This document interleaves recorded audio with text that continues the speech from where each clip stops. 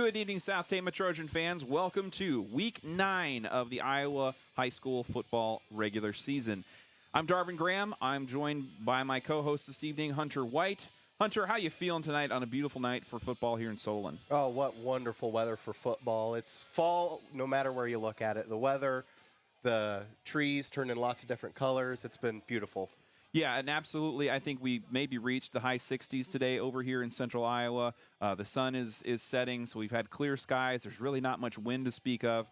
Could not ask for better conditions for a Friday night of football. South Tama into Solon tonight, taking on the Spartans. The kind of two completely different tales for these two teams. The Spartans got off to a slow start, took a loss, a double-digit loss to the Davenport Assumption Catholic team on their opening week, and since then they have really torn their schedule apart and really have gone through kind of a crucible of competition, defeating a ranked Mount Vernon team and then going into district play, upsetting Williamsburg that had been the consensus #1 ranked team. They get a close win against Williamsburg. They also get a close win against Benton Community, which I think is a lot better than their standings and their ranking would indicate. We saw them last week over in Benton Community, and it was that's a playoff team. I don't know if they're going to make it. It's going to be kind of an interesting situation with one more week of play to go here in 3A, but that is a team that can really do some damage in the playoffs if they can manage to get there. They've had some close losses. We're talking Benton Community here. 3 losses were decided by, I think, three or less points for Benton Community. And so anyway, Solon has really gone through it. They have gone undefeated since week 1, and they are atop the Class 3A District 5 standings, in a position to move on into the, whether or not they win tonight, it's going to be playoff action for them coming up next week. South Tama, meanwhile, looking for their first win of the season. They are 0-8. It's been a very down year for the Trojans, and but they have very close to a full lineup here tonight against Solon, and they're ready to go in about 60 minutes. Here we got about an hour until kickoff, and we're excited to be here. Any thoughts from you, Hunter, as we're kind of getting things started here in Solon? Absolutely. I mean, just looking at these guys, the South Tama boys, I mean, they've been putting their heart and soul, and they've been through some rough patches, and it's been tough. And I understand, because when I used to play, we didn't get our final win until the last game of the season against Newton. So they could really come in and be the spoiler for this matchup. And, of course, the big game tonight is going to be Williamsburg playing Benton. So depending on how that situates out. And if Solon is able to get their first district loss, that's going to, put the 3A kind of like playoff picture in quite the shakeup. So even though South Tama isn't going to get a playoff bid, I mean, they still have the opportunity to really shake things up.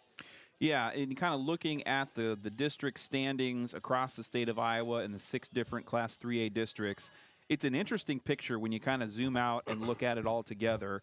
In Class 3A District 5, you've got Solon and Williamsburg. They're 1 and 2, respectively. Solon got the head-to-head win against Williamsburg, and so they are just a slight notch ahead of them. Williamsburg and Solon both 7 and 1. Williamsburg loss came to Solon. Solon took that Week 1 loss to Assumption. And then behind them, you've got Grinnell and Benton, both sitting at 5 and 3. Grinnell beat Benton earlier in the year, so they have the head-to-head advantage there. However, Benton's RPI, based on the strength of their opponents, and that would mean Benton's non-district opponents in weeks 1 through 4 were just a little bit more competitive coming down to wins and losses than Grinnell's non-district opponents. So Benton Community has just a slightly higher RPI rating. They're ranked 18th in their RPI rankings, and Grinnell ranked 19th. They are in a little bit better of a position to squeak into the kind of wild card at-large bid. There's going to be 4 teams from Class 3A that are not district champions or district runner-up that will advance on to be able to continue in the playoffs. Right now, as it stands, 3 of those 4 wildcard teams are all stacked up in Class 3A District 2 over in north central Iowa.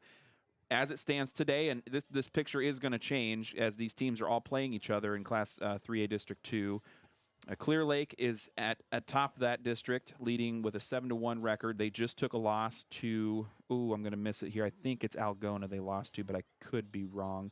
At any rate, they've got a one. They're 7-1. Right behind them is a 6-2 Webster City team.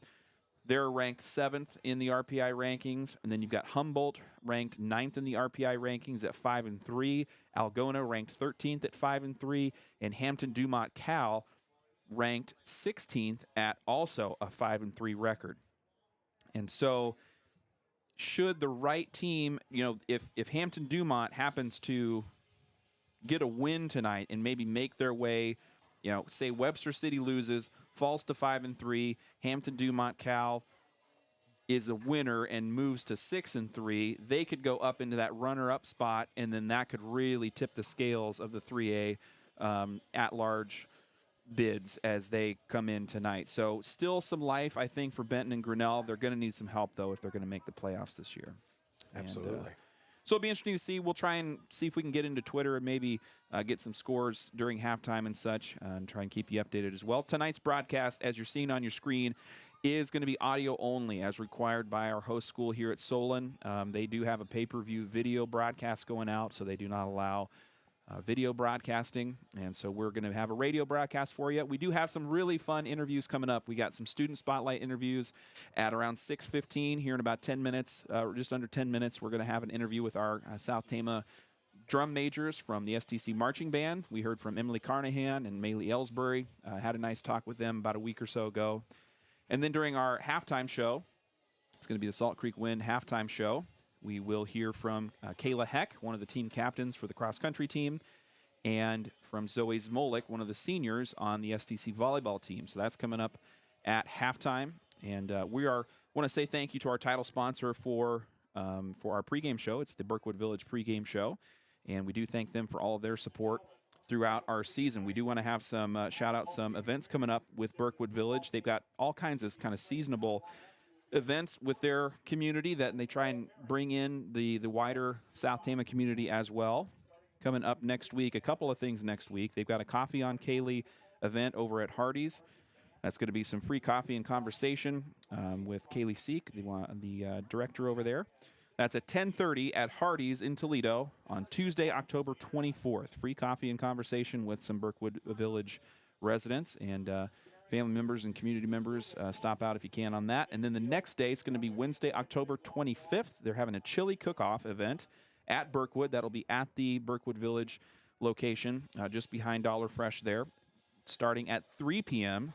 I just read today that they are still accepting entries. So if you're interested in competing, there is a first-place prize. I'm not sure what that's going to be, but it's going to be something. So if you got some chili that you love to get together, participate in that. Check out the information on their Facebook page. Burkwood Village of Tama, Toledo is how you can find them on Facebook. They post all the time pictures of their activities with the residents there and all the events they have going on. They've been a very active organization, not only for their own residents within Burkwood Village, but also the community at large. So all kinds of opportunities to get tied in with what they're doing this year.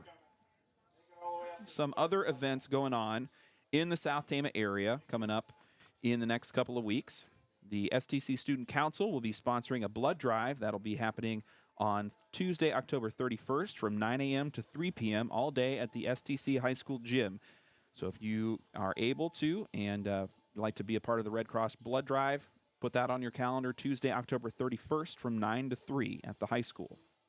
The STC Elementary, not just the elementary, it's going to be taking place at the elementary, but it is for the entire STC community. We'll be having a community night, and it's really geared towards parents and family members, caretakers for STC kids. It's going to be Monday, October 30th at South Tama Elementary. Food and childcare will be provided. So if that's a barrier for you, or you know people that could possibly attend but would not be able to because of those restraints, make sure to highlight that, as food and childcare will be provided. And this will be kind of an educational event for STC families relating to social emotional learning and well-being, kind of a holistic sort of approach, talking about resources for parents and family members, as well as resources for their kids and how they can work with their kids if they're having mental health issues, or concerns about their social emotional learning. So they're also going to have some presentations and resources about personal finances, self-care, tobacco and nicotine prevention, and we'll have some local law enforcement officials, including our new STC school resource officer, Vern Jefferson, will be on hand. That'll be Monday, October 30th, starting at 5 p.m. They're going to have like 2 different sessions, one at 5 and then one at 7, and then they're going to have a supper break in the middle there. So put that on your calendar if you are a family member with some kids at STC. The Music Boosters are holding their holiday wreath fundraiser. That is open now. The deadline to place orders is coming up. It's next week. So if you want to be a part of the STC Music Booster Holiday Wreath fundraiser, you have until Tuesday, October 24th. Proceeds go to support the South Tama music programs through the Music Booster Club. More details are available on the STC Music Boosters page on Facebook, or if you know any of the booster members, get in touch with them directly. They can give you the pricing, how to order, all that information, but it's a good way to support STC music programs there. So that's Tuesday, October 24th is the deadline for that. Coming up, parent-teacher conferences are going to be next week, so all kinds of stuff happening next week. All this stuff is kind of backloaded into this kind of second to last week of the October calendar. Parent-teacher conferences will be held on Tuesday, October 24th and Thursday, October 26th. Conferences will be from 3 to 8 p.m. each night. Families do have the option to attend virtually if they're not able to do so in person. Of course, if you're able to do so in person, that's the preferred method. But remember, conferences coming up Tuesday and Thursday of next week. There will be no school on Friday, October 27th because of conferences, as well as Monday, October 30th. So after conference week, kids have a 4-day weekend with the Friday and the Monday off. As well, Monday, Tuesday, and Thursday of next week are early dismissal because of those things. Coming up this is coming up tomorrow. Here we go. October 21st. Tama Toledo's Halloween celebration will be taking place in Tama. The trick-or-treat trail this year will be held at the high school parking lot. That's usually, since COVID, we had the COVID year in 2020, they had been doing a drive-through in downtown Tama. That has now moved to the high school parking lot. So they're doing a trick-or-treat trail. Bring your costumes, your kids, your candy from 4 to 6 p.m. at the STC High School parking lot. That's this Saturday, October 21st. There will also be a soup supper starting at 5 p.m. at the Tama Civic Center. So Tama City Hall in downtown Tama there. Soup supper at 5 p.m. on Saturday. And then the Haunted Hayride is coming back after several years hiatus due to the pandemic. Coming back on Saturday as well. Looks like we've got senior night. Yeah, senior night happening here at Solon Stadium. But anyway, so the Haunted Hayride at Cherry Lake is going to happen this Saturday from 7 to 11 p.m. There might even be time yet if you or anybody you know is interested in being a scarer or participating as a haunted house kind of participant in that way. Get a hold of City Hall if you can. I don't know, it might even be too late. But if you want to participate, that's tomorrow from 7 to 11 at Cherry Lake. So it should be a lot of fun. I'd like to thank our sponsors for our fall season. They do include Berkwood Village of Tama Toledo, Salt Creek Wind, Mercy Care Tama, Iowa Premium, State Bank of Toledo, S&S Car Wash, Cruzy Phillips Funeral Home, Robach Lumber, Stein Robach Floor Coverings, Medicap Pharmacy, Mark West and Hoyer Law Office, Assured Partners Insurance, Appraisal and Realty Services, Sharn Weber's, TFD Photo and Film, and all of our broadcasts are made possible by the Charlie Townsley Memorial. So thank you to those businesses and organizations for their support of Trojan Country. You've put us on the road, you've put us on the air all fall season, and we really do appreciate that. Okay. Now we're going to jump into our interview with our STC drum majors, Emily Carnahan and Maylee Ellsbury. We talked to them just a week and a half ago. We had some technical difficulties last week trying to play their interview, so a couple of things in our conversation are just a little bit dated, but for the most part, it was a really fun conversation getting to know those kids and just kind of talking to them about the band program and getting kind of familiar with where that program has been this year. So stay tuned for that, and when we get back, we will have more pregame show here during the Berkwood Village pregame show on Trojan Country. Thanks for being with us, everybody. We're talking marching band here on Trojan Country. I've got two of our drum majors from the South Tama Marching Band. I'm going to let you guys introduce yourself. We'll start with Emily over here. Tell us your name, your grade, and how long you've been in band. How long you've been doing band? Okay, my name is Emily Carnahan, and I'm in 11th grade, and I've been in band since 5th grade. Okay. I'm Maylee Ellsbury. I'm a senior, and I started band in 5th grade, been in marching band for 3 years because we didn't get a freshman year. Okay. First year for both of you as drum majors, is that correct? Yes. Okay. Before we kind of talk about your role as the kind of leaders of the marching band, as the drum majors, I want to just talk about this year's show. And however you want to split it up is fine with me. But tell us a little bit about what the show is for this year's marching band, the songs, kind of how the whole thing kind of goes from one song to the next. If you've got a lot of high energy stuff, if they're low or energy, that type of thing, and just anything you'd like to share about this year's marching band show. Well, we didn't really know what we wanted to do for a show, Okay. like when we wanted to start the season, Mm-hmm. but my dad saw this thing about, Mr. Carnahan saw this thing Yes. about Metallica wanted more marching bands to be playing their music, Nice. and they're having a competition about like marching bands that are playing their music, and my dad was like, well, we could do that. So that's what we're doing. We're playing We're Not Gonna Take It for the first song. Yep. And then Welcome to the Jungle, then it's Enter Sandman, and then it's Stairway to Heaven at the end. So just a kind of conglomerate of rock songs from the 80s, 90s, sort of. Do you have, either of you have favorite moments or favorite songs in this year's show? I'm sure it's maybe a little different as a drum major compared to somebody in the band. What's that kind of favorites for you guys?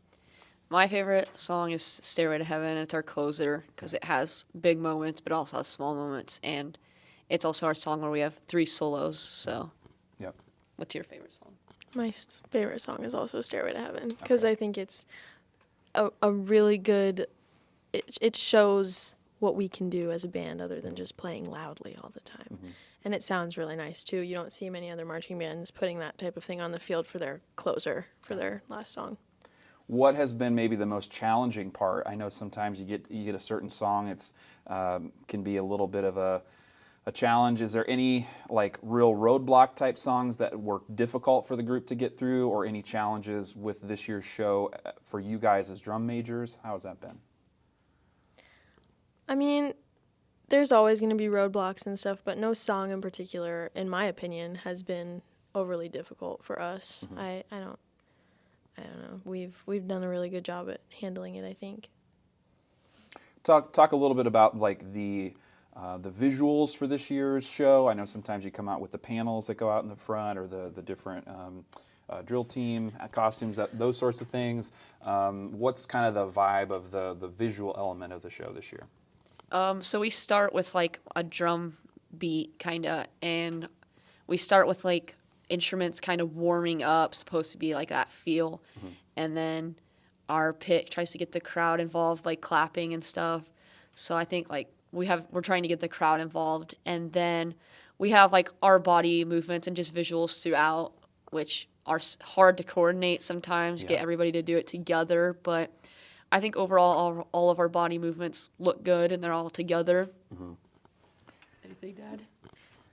No, we work really well together with visualizing like what we want the show to look like to the crowd. We have our color guard dressed up as like they each have a band shirt from each of the bands that we have, Okay. like Nice. for the songs, and they kind of dress up a certain way, and we pick the flags really carefully for each song. So Nice.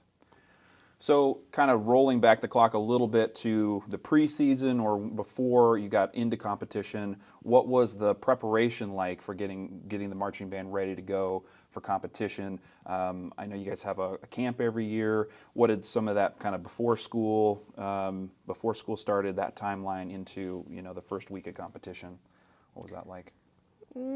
we had a relatively successful marching band camp. We learned almost all of the first song, I think, in marching band camp, and then we didn't have drill for the rest of it, so we didn't really know any of the rest of it, but we got a lot done. And then we had music rehearsals on Wednesday night, I think it was, for during the summer to work on stuff beforehand. So then getting into competitions, kind of walk us through where you've been so far. We got one more coming up this Saturday, but talk us through what competitions you've been to and how they've gone for the group as a whole. So for our first competition, we went to Pella, and that was the first time we marched our full show. And so that was just exciting to get our whole show out on the field. And then last weekend we had state, and we marched our whole show again, and we got a Division II. And then we go to Waukee this Saturday, and we just had the 3 competitions besides the 4 football games, and we marched the show 2 full times at football games. Have there been any favorite moments or highlights from any of those performances, whether it be the competitions or the football games, that have stuck out from your perspective? I think Pella was good because it was our first time getting the whole show out on the field, which is always exciting just to know that you got it learned fully, and then you can actually start working on making things better. And I think that's probably the best moment I think so far. My favorite moment for every show is getting our names announced on the loudspeaker. Oh, nice. Yeah. It's so fun. You won't expect that, and it sounds almost like overly confident, I guess, getting my name announced on the loudspeaker. But it's so exciting to have your hard work recognized and stuff like that. Well, that's a good segue. Let's talk a little bit about the drum major role. Did you know early on, going into this school year, that you were interested in that position? What about the drum major role in the marching band kind of piqued your interest? Well, I didn't really think I was going to become a drum major ever, but I wanted to try it and see if I could do it. And it's harder for someone in my situation with a parent that's also a teacher and the band director. Yeah. But my dad knows that I've earned that position that I'm in. He didn't judge my tryout, so Gotcha. I was there by myself, and that was, I think, that's just how I knew that I wanted to be there. Yeah. So we did tryouts at the end of last year is when we got selected for our position. Yeah. And initially I never thought I was going to try out for drum major because I just loved marching so much. And I decided that I thought I had something to offer. I could be a better leader for the band. And so I decided I was going to try out, and I knew I was going to miss marching, and I definitely do, but we kind of made a little, to make it even, I got a solo, so. Gotcha. So when you're not marching, or when you're not conducting, or as drum majors, what are your normal instruments? What would they have been if you were in the band and not as a drum major? I play trumpet, but for my solo, I play flugel. Okay. For marching band, in the past 2 years, I had been in pit, which is the front ensemble percussion, and I was only there because I also play piano, and I have a good sense of rhythm, and then in other situations I play trumpet, so that was... And you guys both do pep band, concert band, or jazz band, or fill me in on what are those other bands that you participate in throughout the school year too? Well, I participate in concert band and jazz band and pep band and all of it. Yeah. I do concert band too, and then jazz band. Not as much pep band because it's wrestling season. Sure. So. Yep. What skills have you found to be the most important or critical to success as a drum major? What are some of the things that you learned over the summer and into this year that you've kind of implemented in your role as a drum major? I'd say directing obviously is important, just learning the pattern, and we also have a 3/4 pattern in our songs, so learning how to switch back and forth, and we're working more on just cueing certain things, being more active as drum majors, not just waving our arms. Right. And do you have anything to add?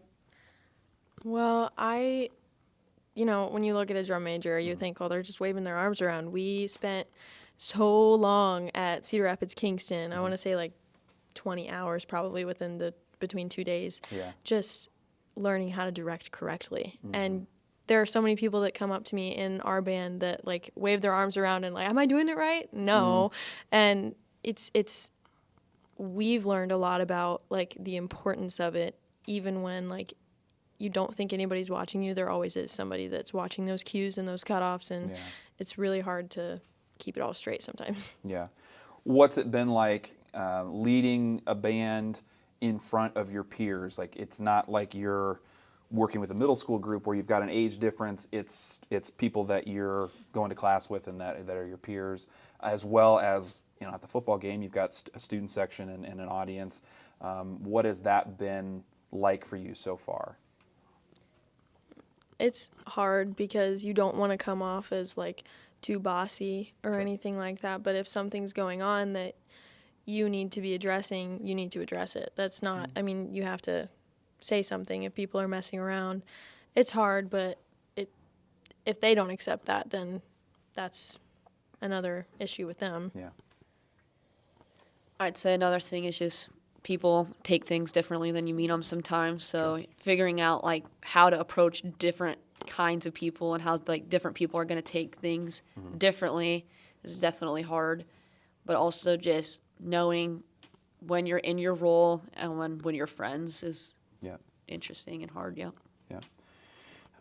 How do you sort of balance the workload of doing marching band, schoolwork, your personal life? How has that kind of balancing act been? I know you both active in all other activities other than just this season, but how have you kind of come to be able to balance that at this point in your high school careers? I think that with marching band, there's not like a ton that I have to do like outside. Sure. Like there's some stuff here and there, and then obviously our competitions and game days. But I think most of it, like once we actually learned how to direct and we got the songs down, like us two, like how we were going to direct them, there wasn't really much that I have to do outside of it anymore. Yeah, I agree. I think it's just another thing that you get used to and it becomes part of your daily routine. I get Yeah. up at 5:30 and come to school at 6:30 and Yeah. we have marching band outside and then we go to school and it's just how I start my day. Are there any traditions, superstitions, things that you kind of? I'm curious how the preparation goes on concert competition day when you're getting, you're driving up to a venue to play. How are you getting yourself prepared individually? How does the band get itself prepared? What does that time leading up to performance time kind of look like for the group and for you? Well, personally, I don't have a lot of preparation or anything that I can think of, but as a whole, we, like before state, typically we have something called the talk, which is we all go and sit in a group and we like just talk about how important band is to us, and it gets pretty deep most of the time Nice. and emotional, and that's one of my favorite things about marching band, I think, is that we all talk so much about like what we want and how we interact with each other. Sure. We also, like, right before state, we're in the tunnel, so it's a little different. And so we have, like, a way to get everybody set, and it echoes through the tunnel, which is nice to hear. Yeah. And I think those are, like, the only two, like, really necessarily Sure. Sure. tradition things we do. But Last question here.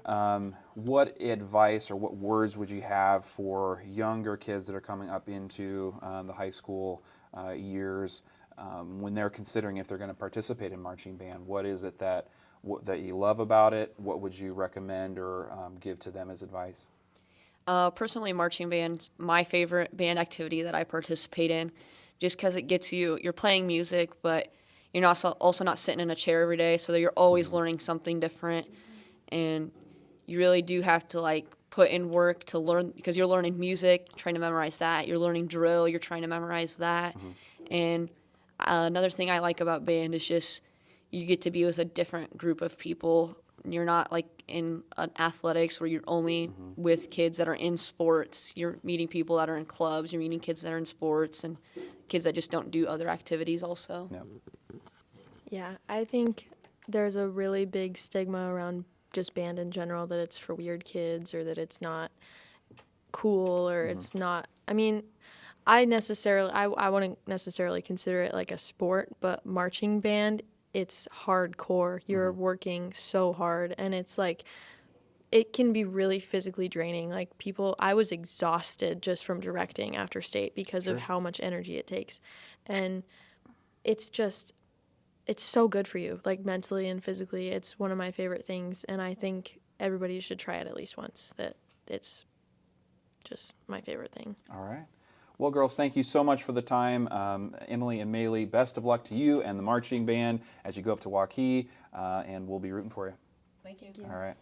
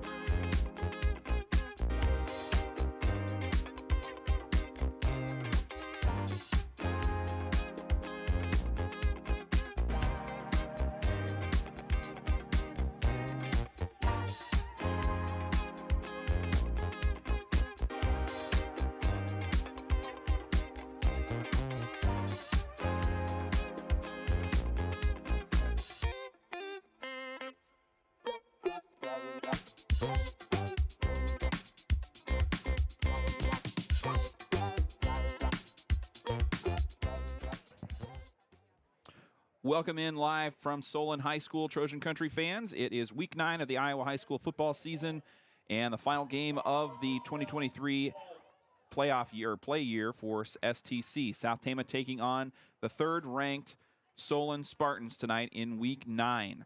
Myself, Darvin Graham, here this evening with you, along with my co-host Hunter White. And we're going to start and talk a little bit about the Benton game last week. South Tama went to Benton Community for week 8, and it was a tough outing for the Trojans. It's been difficult all season. Last week, though, kind of the temperature got turned up a little bit more even. It was a 74-0 shutout in favor of the Benton Bobcats. The Bobcats are 5-3 overall now after that win. And they, really looking at that team, and we didn't get to see too much competitive football with their lineup, but just looking at them on the field, the bodies they have, that's a playoff team right there. And they've taken some losses, real close losses early in the season, but I think if they can get in, they could make some noise. So just kind of going down some stats.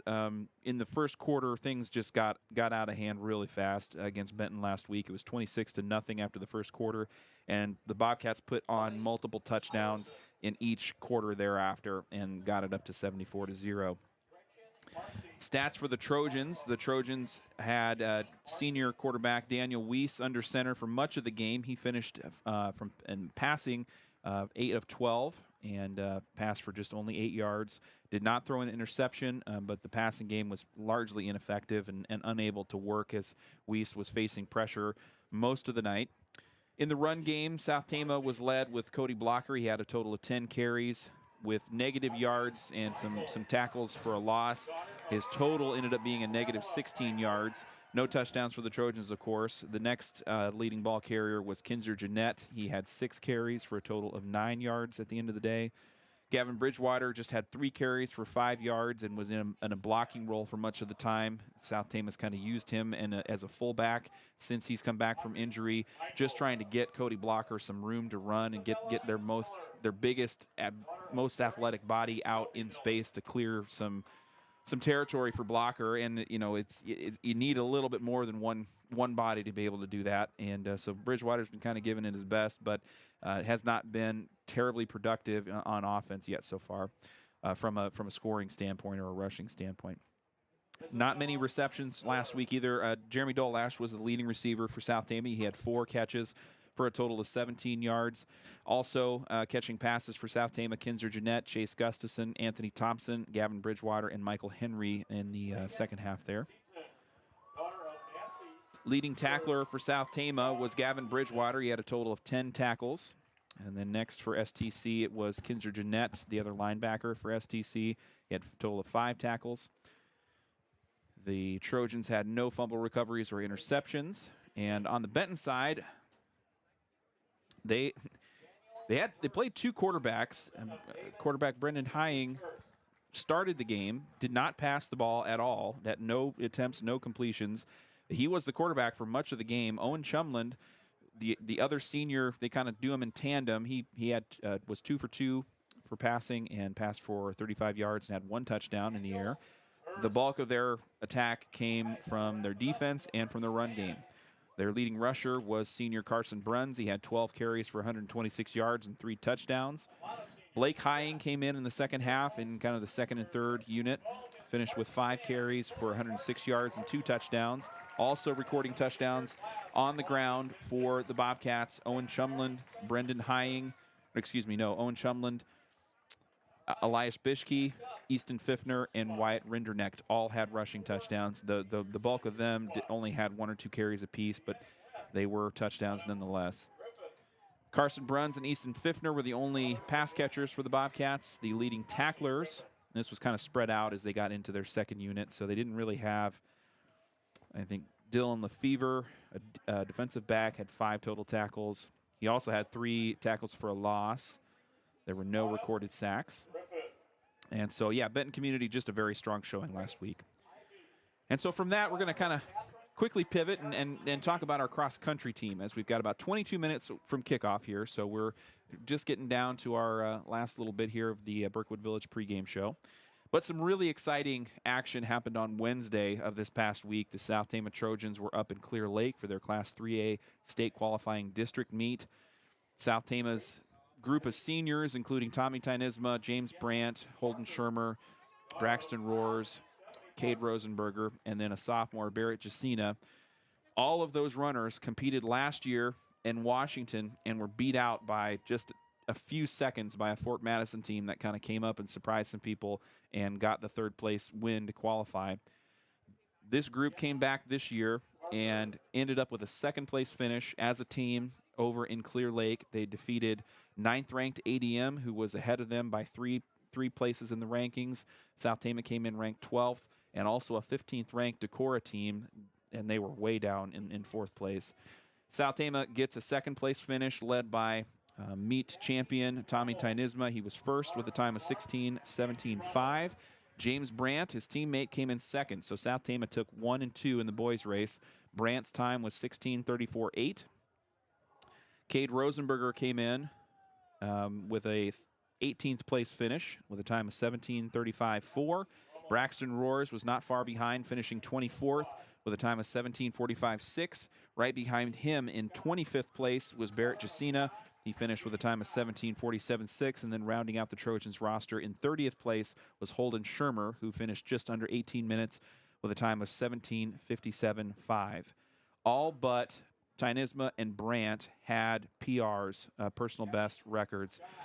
It was, let's see here, Rosenberger, Jacina, and Shermer had career PRs, and Roars had a season best PR. And so Trojans running their absolute best. Last week, it was Wednesday, a beautiful day for cross country up in Clear Lake. And so they advance now. The team does to the state meet in Fort Dodge at Kennedy Park. That's going to be this Saturday, not this Saturday, but next Saturday, the 28th. South Tama, the boys team runs at 2:30, I believe, is the last race of the Saturday schedule. And so that'll be kind of fun. If you don't have anything to do, go up and cheer on South Tama. It's a huge event up there every year if you've never been, and it's always really fun to kind of be a part of your school that you're there to support. And there is going to be a send-off for the community at that Friday, the 27th. That's going to be at the STC High School. I believe at 8:45 is when the team is leaving to go up to Fort Dodge so they can get a day of rest and kind of acclimate a little bit and be ready to go on Saturday. So there's going to be a community send-off at this, not today, a week from today, on the 27th at 8:30 a.m. at the high school. So if you can get out and make some signs, cheer the Trojans on as they head out for state cross country. The girls team, meanwhile, as we'll quickly get ourself switched around here. The girls were led by Nadia Onihimaska, our foreign exchange student.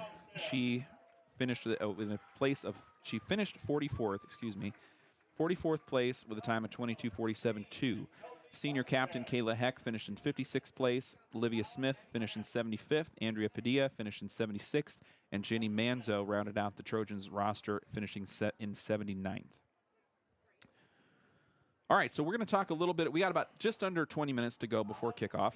And we're going to talk Solon here a little bit. I'm going to hand it over to Hunter White here. We're going to just preview a little bit this Solon matchup, talk about who this team is that South Tama is facing against, and get a look at them. Yeah, Darvin. So we're looking at the Solon Spartans. They're currently 7-1, undefeated in district play, and ranked first in the standings. Their only loss was during week 1 against Assumption Catholic, and had some close wins over Mount Vernon, Benton, and of course Williamsburg. So a very stacked 3A team, and they're currently above it all. Their quarterback, Tyler Bell, is a junior. He's currently 57 and 113, so that completion rate is just north of 50%. He's passed for 778 yards with 7 touchdowns and 5 interceptions. Rushing-wise, a good portion of it is going to come from Conlon Poynton. He has 93 carries with 603 yards for an average of 6.5 yards per carry and 7 touchdowns. Also to note that Eddie Johnson, who is a junior, has 3 touchdowns. So definitely one of those short, I guess the technical term would be fridges is what they call. Yep. Just very short yardage, but if you want to get through a line. And they have Poynton starting as the running back, Johnson Yes. kind of in that fullback, so we will see both of them Yep. in the first team. And then there's a whole bunch of other players underneath. If you kind of look at their stats, they've had some blowout wins, so they've gotten into their second and third unit a little bit. Absolutely. And we've seen a huge group of this team on the field here is double the size of what South Tama is absolutely. numbers-wise, so they've got a lot of firepower to work with. Yeah, and through the air, Nash Coder, who is a senior, has 15 receptions and 198 yards and 2 touchdowns as well. And, of course, defensively, Brett White is a senior. He's currently tied 3rd in Class 3A in total tackles. He has 81, and he has 18.5 tackles for a loss. So Brett White is their inside linebacker, their starting inside linebacker. So he's definitely going to be a threat on the edge and through those gaps. And also to round out the defense here for key players, it's going to be Ben Campman. He's a senior.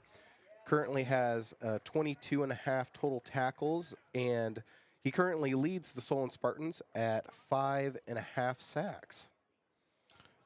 So, yeah, a big group of defensive standouts for the Solon Spartans. Of course, this team has been a perennial powerhouse in the state of Iowa in Class 3A comfortably. They've kind of grown numbers-wise over the years.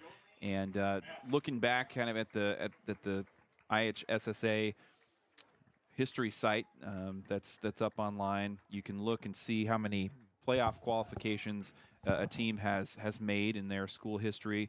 And for Solon, they have not missed the playoffs since 2004. Their most recent state championships came with a 4-year run in the late 2000s into the early 2010s. I think it was 2007 through 2010. They had 4 straight state championships. Not long after that, the Linderbaum brothers kind of made their way into the program. And, of course, Tyler Linderbaum went on to play for the Iowa Hawkeyes, and he's now in the National Football League playing for the Baltimore Ravens. And Solon has just kind of kept things rolling. Year to year, they have a very strong football program. They're coached they had a switch up at coach a few years back. This year, in the last couple of years, it's been head coach Lucas Stanton. And he's got a whole host of assistants. He's assisted by Dan Coons, Aaron Campman, Rory Seidel, Noah Sigwarth, Mark Sovers, Pat Swanicut, J.T. Timmons, Matt Turner, Matt Vandenberg, and Brad Weimer. And yeah, just a very seasoned, and like we said earlier in the pregame here, this team has been through the crucible a little bit with wins, close wins against ranked teams. They upset Mount Vernon, they upset Williamsburg, and then get a good win against Benton Community. All those games were very close. If you kind of go back to their schedule, Looking at the Mount Vernon game, it was 37-20, so not too terribly close there against Mount Vernon. But Benton Community, they only get away with a 3-point win, winning 16-13, and then they win against Williamsburg 21-14 the week after. That was a little later in the season. Their loss, as Hunter said, was a 34-7 loss against Davenport Assumption. And then they almost came away with a week 2 loss. They only scored 7 points against a Clear Creek Amana team. And I don't know, maybe if they were missing some players or just something was a little different and they kind of hit their stride later in the year. But since then, they've had some blowouts, and they blew out Grinnell 40-7, took care of a similar finish with Fairfield winning 42-6. And so, yeah, they've been busy this year, and I think they're going to be pretty dangerous come playoff time. So we are going to jump into our Coach's Corner interview with STC head coach Nate Doran, and when we get back, we'll give you your starters for this matchup here between South Tama and Benton Community. Excuse me, Solon Community.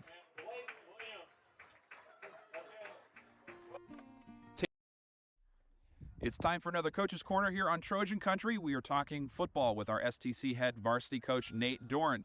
Nate, we got your final practice of the 2023 season here tonight. You guys have got a beautiful evening to kind of get out and work things out on the field. What have you been working on? What does this last practice look like for you and the Trojans? Biggest thing was just staying together. I mean, after the last week, and we had a good Fairfield. I thought we played a good tough team, and then last week conditions didn't help. But I thought our kids I think they kind of hung them up against that game against Benton, and obviously the score tells you. We kind of had to come to Jesus meeting, some of them say, about what we need to do and how we need to finish this. And everybody out there made 100% commitment that they're going to go out swinging, and we're going to go out and finish this the right way. All right. I want to just kind of back things up a little bit, take a little bit of a bigger picture view, and just ask about where you think this team has kind of grown or evolved over the season, thinking about where they started at the preseason to where they are now. How have they grown over the course of this season? The biggest thing is just relationships. Biggest thing is relationships. We started with, 17 varsity guys and whatever it was, 25, 26 Frosh, and right there, the 9 through 12, which doesn't happen a whole lot, but when your numbers are low like that, I would say our 9 through 12 really gelled. They've really came together, especially these last 3 games. And then we're kind of a whole team, 9 through 12 now, rather than just a varsity and a Frosh team. I know we still played separate games, but I would say that was one thing, and that's huge for our future. I mean, that's huge for the program of South Tama, is having these young guys saying, you know what, we can play. They've got a little bit of time. They've got some success at the level, which we wanted. They won. They get 6 out of their 7 games or victories, and I thought they did a great job. And moving up with these varsity guys, a lot of them did a great job of being role models. So I said that's huge.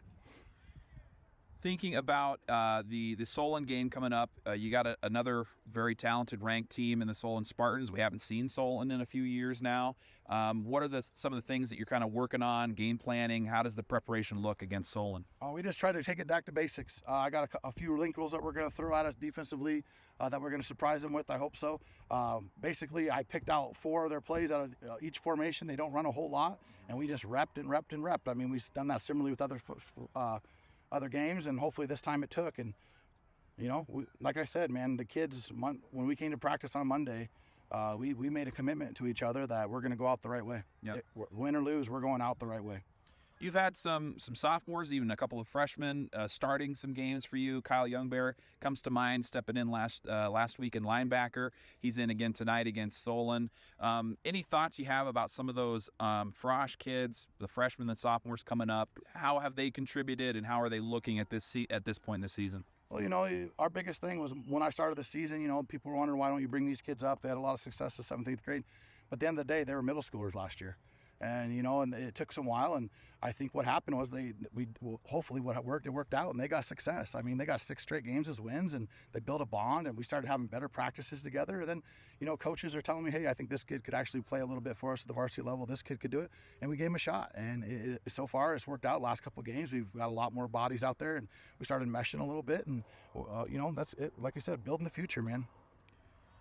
What sort of things, I know you're kind of preparing for this week 9 matchup and probably not thinking too much ahead, but what sort of things will you, when it comes to banquet time and you're going to address your team and sort of just give them some parting words heading out into the end of the season, what sort of things are you going to kind of communicate to them, encourage them? What does that kind of look like for you?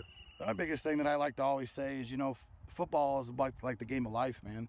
There's so many things you do in football that relate to what you do in the real world, and hopefully they got some, especially these seniors these last few years have got something from me that 5 years from now they can say, you know what, that made me a better person. I remember doing this in football and that's made me good at my job, or that made me realize what I needed to do and step up in my life. And I hope these younger guys, some of the older guys that did it right, they watched those guys, and I said, and they're doing the right thing, and you're going to see them in 5 years with success. And those younger guys, that's going to carry down, and we're just going to keep that tradition going. Is that football is a great game because it is what it is. It teaches you so many life skills, and it's one of those things that you either step up or you step down. Yeah. If I'm correct, I believe you got a couple of players, seniors this year, that are looking at playing at the next level, at the college level.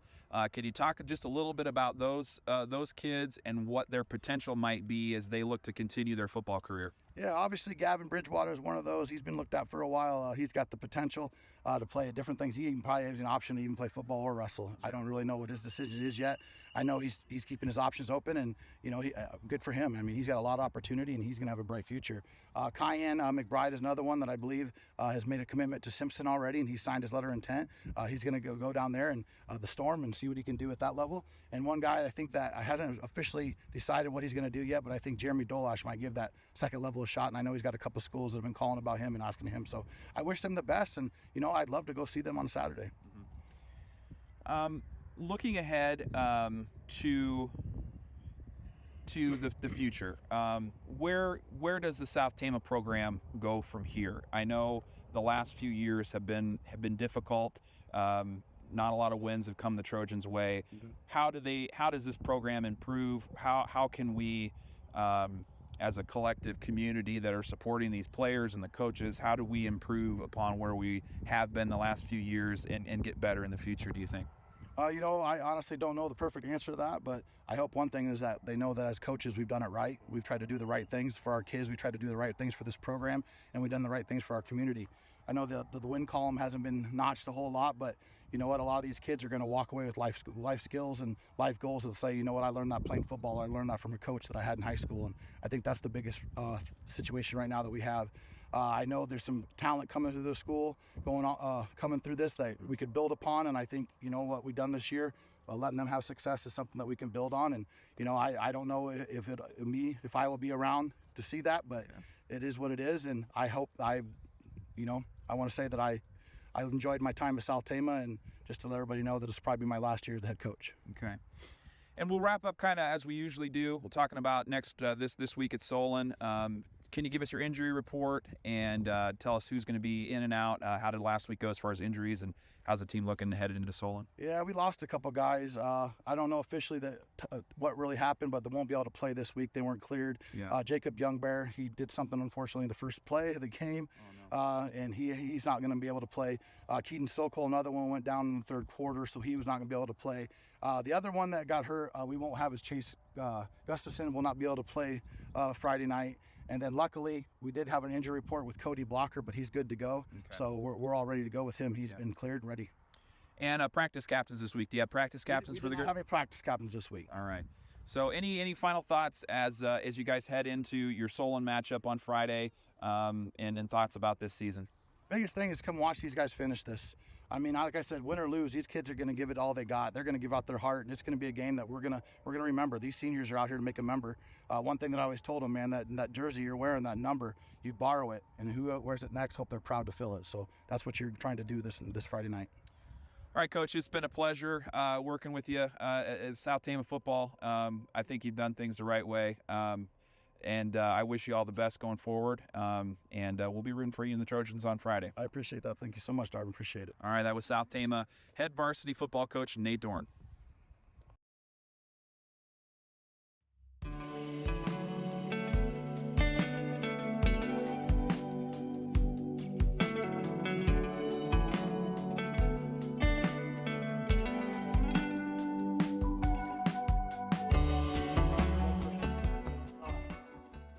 All right, welcome back, Trojan fans. We're live from Solon High School for the Week 9 matchup between South Tama and the Solon Spartans. You just heard from South Tama's head coach, Nate Dorn, and he announced there that this is going to be his last year with the team. He's stepping down after this season, and so Just a tough way to kind of go out as the South Tama Trojans have had some difficult seasons in the last couple of years, and a difficult way as well. But we'll be hoping for South Tama to put up a good showing here against Solon, and actually. Okay, we're going to hold while we have our national anthem, and we'll be right back with a little more pregame show.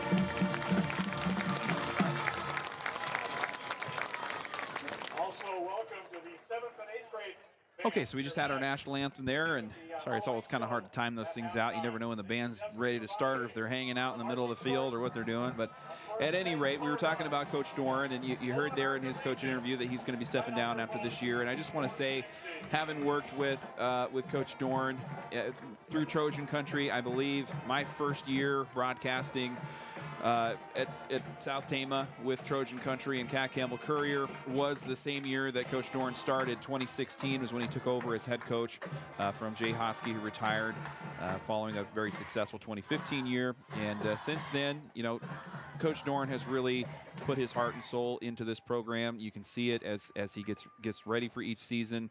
When I'm on the field talking with him before games, and what comes to mind the most, not so much even the wins and losses or anything that's happened on the field, is just how he has supported his kids and the program through some challenging times over various years. You think about the pandemic and the derecho that came in 2020.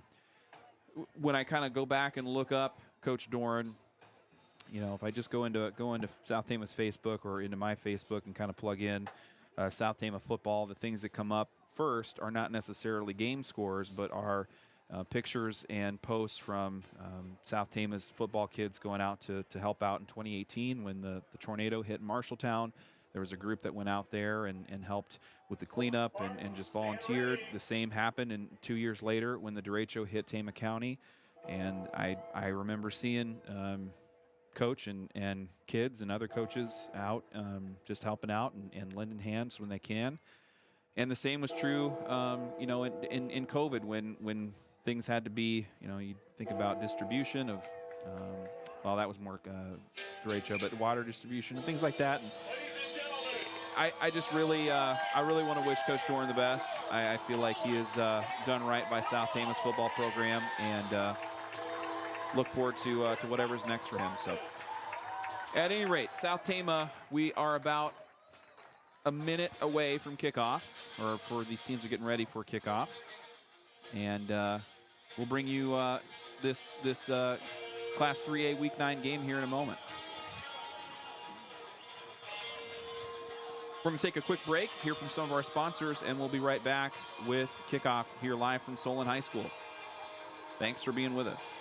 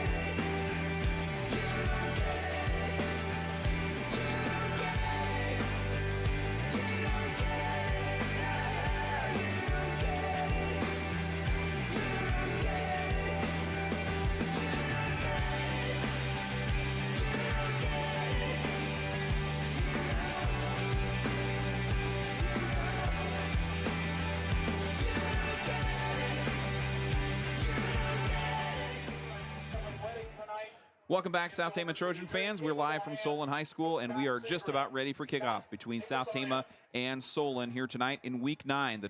The Spartans from Solon will receive to start the first quarter. Back deep for the Spartans are number 9, Nash Kotar. He's a 6'1", 185-pound receiver, as well as number 6, senior wideout Jack McCarty. Kicking off for the Trojans will be kicker Adrian Valle. Yeah, so quickly looking at this defense that'll come up, or offense that's coming up for Solon. Quarterback's going to be Tyler Bell. Running backs are going to be Colin Poynton and running back Eddie Johnson. Tight end is going to be Oliver Owens. Wide receivers are going to be Nash Coder and Grant Knipper. And then offensive line is going to be Marcus Richards, Trevor Myers, Grant Wilson, Mason Scott, and Carter Grimm. Starting for the defense for South Tama, on the line will be Miguel Medina and Juan Robles, the tackles. The DNs, Kyan McBride, Jeremy Dolash. The linebackers for South Tama, Gavin Bridgewater, Kinzer Jeanette, Eric Medina, and Kyle Youngbear. The defensive backs for STC will be Cody Blocker, Tyrus Clegg, and the safety tonight will be Anthony Thompson. Kickoff is away, and it's a short kick, picked up just inside the 35, and so that'll be 1st and 10. Yeah, so that was kind of a squib kick, and it was received by Charlie Brandt, who just went down kind of right there, didn't know what to do with it. So the offense for Solon Spartans are going to start at the 35-yard line. South Tama is without a few players tonight due to injury. Keaton Sokol and Jacob Youngbear are not in the lineup, and Chase Gustafson is also not with the team today.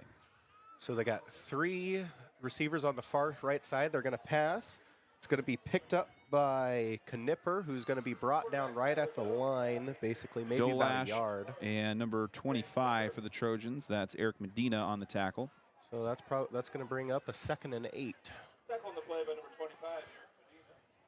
So again, they got in the shotgun, it's going to be Bell. Just off to his left is going to be Poynton, and 2 receivers on the left and a tight end on the right. It's going to be a handoff to Poynton, and he's got some space.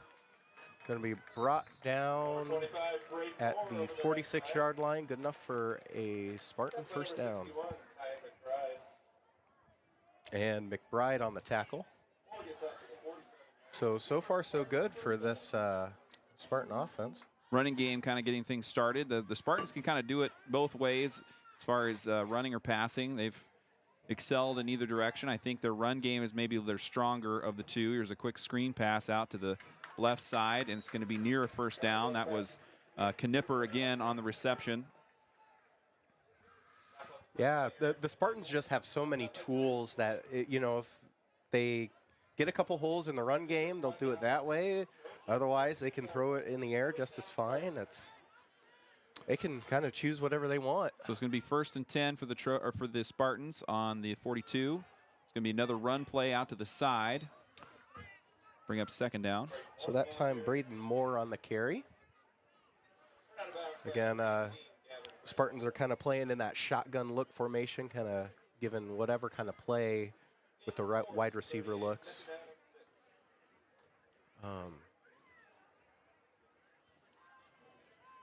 So this time we got Bell in the shotgun. Going to pass short to Knipper, and he's got out free. space. Yeah, so that's a First down there. Yeah, that's a big first down, 20, 21 yards maybe. So he is making quick work already with 3 first downs already on this opening drive. Again, Bell in the backfield. Poynton's going to take the handoff. Going to get met at the line of scrimmage, but he's going to be brought down there after a long push to about the 9-yard line. It's going to bring up 2nd and 1. 2nd and short, yeah.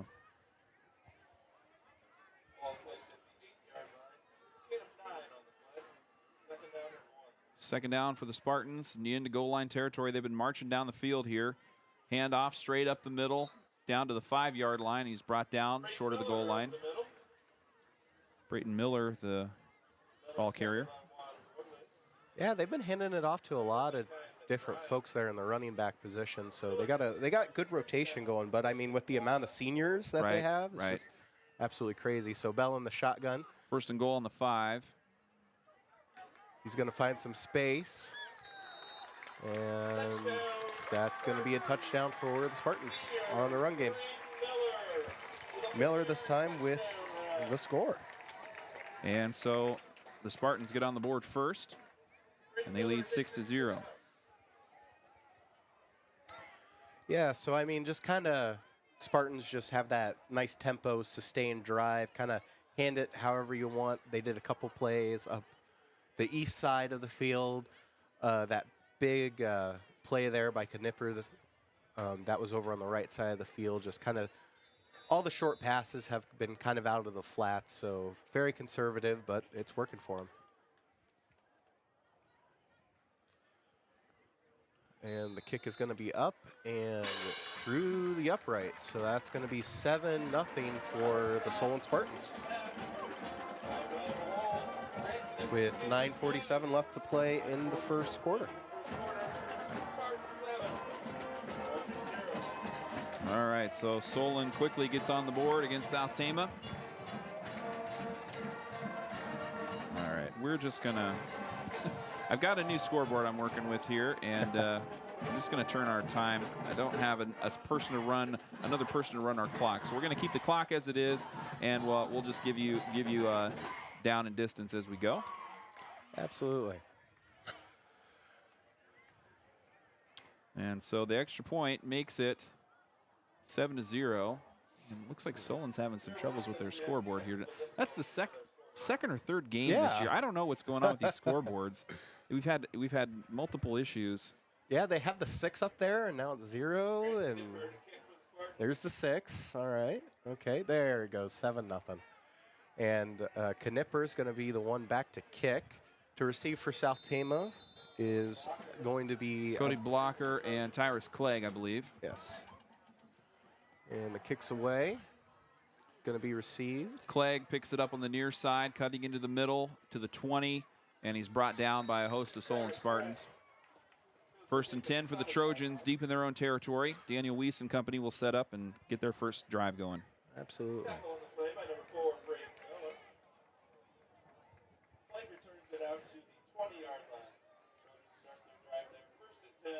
Yeah, so hopefully they can get something going. I know that they've had a lot of issues, on that first couple set of drives. But if they can, stay positive, keep it mentally going, and don't have any, big turnovers, they can do well. So right now, Weiss is going to be under center in that standard I formation. Handoff is to Blocker, nowhere to go, as he's brought down maybe just a yard behind the line of scrimmage. Yeah, looks like it's going to be Second half and 11. a yard. Yep. 2nd and 11. So a very stout defensive line for the Spartans. I mean, again, we kind of talked about it in the pregame, but, with White and Knappman, they've just been strong on that defense. So, again, Weiss under center in that I formation. Dolash and Thompson, the receivers for STC. 2nd and 11 here. Handoff is to Blocker, and he's covered up in the backfield. Goodness. Wow. Just 3 Spartans. Yeah, just right there, right out the gate. And, just they're fast. They're quick there on the defensive line. They were in the back line right as soon as the ball got snapped. So this time we're going to, again, march the ball back even more. 3rd and 14 for the Trojans, back just at their own 16-yard line is where we're at. Yeah, I'd hate to think, but this is, pass play situation, and hopefully Weiss has got some rhythm going with his Wideouts there. Yeah, receivers. Dolash on the near side. He's the kind of preferred target, I think, this year. He's going across the middle. Weiss under pressure, and he gets brought down for a sack on 3rd down right at the 10.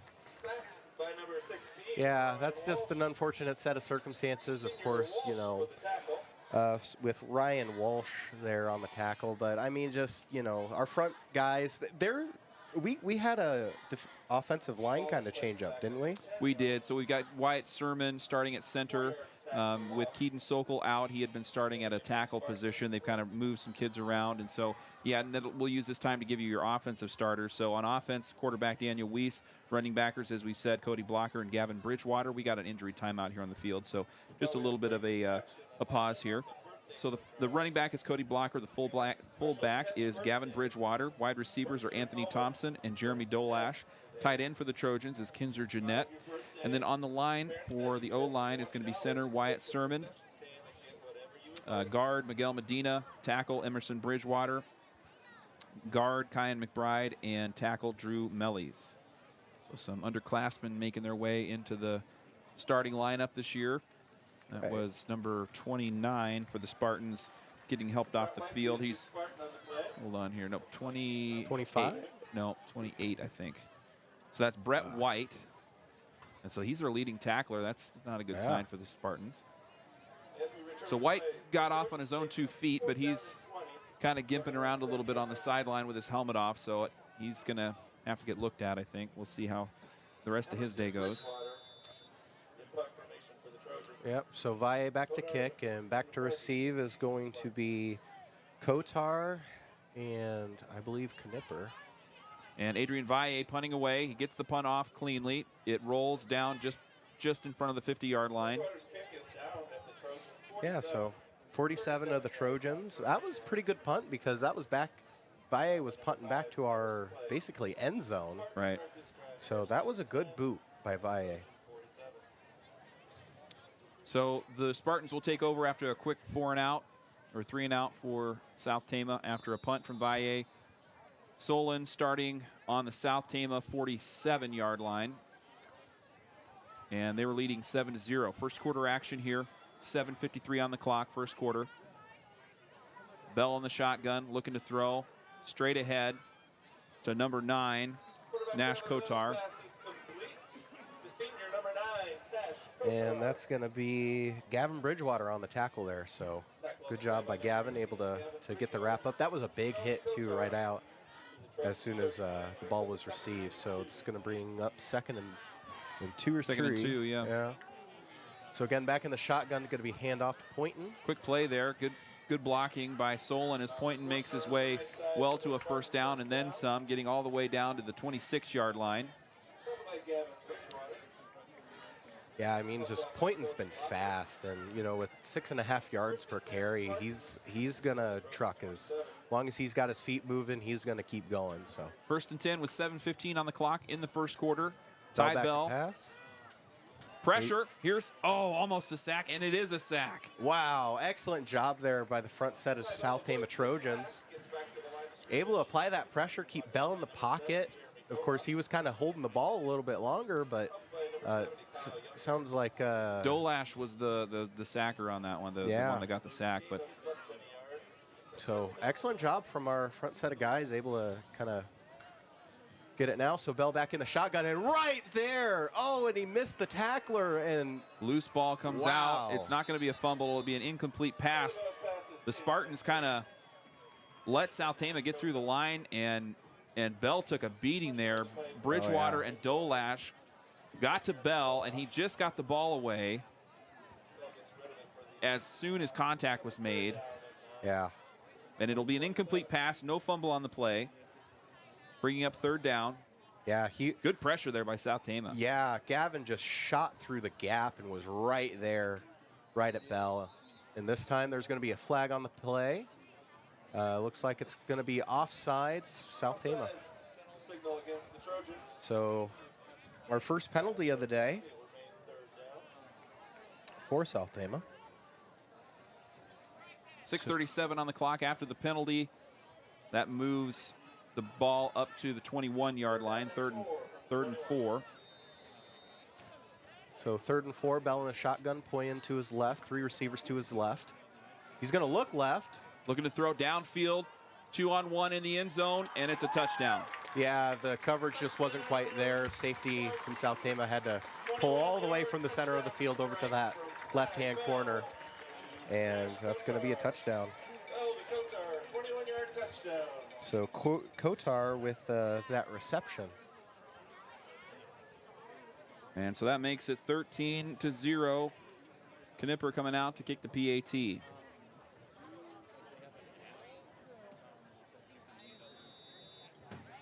But some good pressure there. I don't know how that kind of happened. As Yeah. South Tama got to the quarterback 2 different times, Yeah. and you know, you hate to get too enthusiastic about a drive that ended in a touchdown there, but compared to what we've seen the last couple of weeks, I think you take that as a silver lining going into this next drive. Yeah, that's one of the things too. Is South Tama has been pretty decent defensively, and getting that almost sack there with Bridgewater and Dolash. I mean, there's good signs. I mean, you can really tell that these kids are out here. They're here to play. They're here to fight. Right. And, of course, we're down 14 early, but there's no reason why we can't just march down the field and make some work of this very well-skilled Solon team. So Grant Knipper will kick off for the Spartans. Back deep to receive for STC. Junior captain Cody Blocker and senior Tyrus Clegg. Same receivers, returners for STC there. So this ball is going to be set up on the far left hash. South Tama has really attempted most of their offense in the run game so far, and their line has just not gotten any kind of push to open up space for Blocker or Bridgewater. Blocker's going to receive the kick, gets up to the 20, and gets brought down after a short gain. Excuse me. It takes him to about the 28-yard line. So he kind of shed a blocker there, too, right there about the 25-yard line. He almost had some green space there, but Solon able to make the tackle. So 1st and 10 for South Tama on their second drive of the game. It was a quick 3-and-out earlier. Another silver lining here. South Tama did get a punt away That was a clean punt. cleanly. No miscues there, and that's been a really sticky point for STC this year. It's not raining tonight. That's a positive. I think it just the variables are a little more predictable. And here's Weiss and the Trojans on their next drive. 1st and 10 on the 29. Yeah, Weiss under center. He's going to pass, fake out, and he's going to get sacked right there in quick succession. Weiss gets brought down by number 32, Cole Carney. And so sacks aplenty here. Yeah, absolutely. I mean, it's difficult when you have an offensive line that kind of shifts up. You don't know who to block and how, especially on those pass plays. There, because the way you need to block is just a little bit different than if you're trying to block through a rush. So you got to adjust that, and I'm sure the Spartans have different kind of packages that they're kind of giving different looks. So again, we got Gavin Bridgewater in that I formation under center.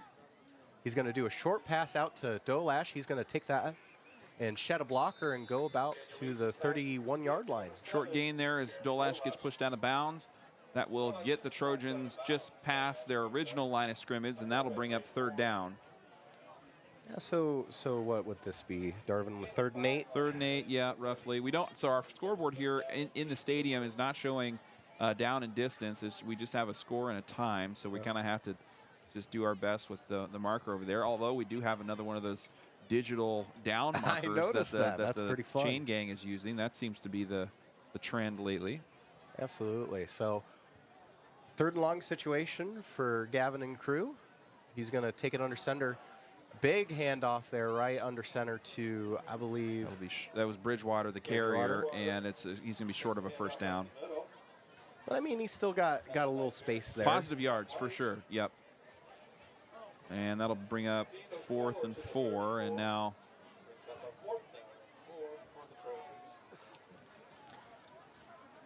So let's see, is Valle coming up on field? They might. I don't see Valle coming out. No, it looks like we got the offense still on the field. Okay, yeah, Valle is back to kick, so. He was just kind of looking because the defensive package didn't show punt for, and that's going to be a timeout for South Tama.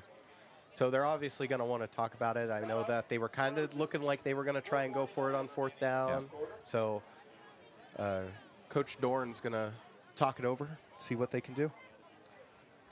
Reminder, the STC cross-country team heads to Fort Dodge for their boys state meet on Saturday the 28th. There's going to be a community send-off the day before on Friday when the team leaves for Fort Dodge. That'll be at the STC High School starting at 8:45. So bring some signs, family and friends. If you can be there on Friday morning, get out and support the Trojans. It's a good time and a really exciting time. First ever state qualification at cross country for the STC Trojans. Never before in school history have we had a team qualify for the state meet as a group, and the Trojans did it here with a second place finish this past Wednesday at Clear Lake. So congrats to those kids. All right, so it looks like Valle is going to be back to punt for this. He'll be punting from the South Tama 24-yard line, low snap, but he's going to get that off, and fair catch signaled. High punt there, and it goes down just past the 40-yard line in Solon territory. Jack McCarty takes a fair catch. So Jack McCarty Spartan 39. able to catch that ball for the fair catch on the Spartan, I believe, 39-yard line. Yep, 39. It's Solon on their third drive. They've gotten a rushing touchdown and a passing touchdown here so far.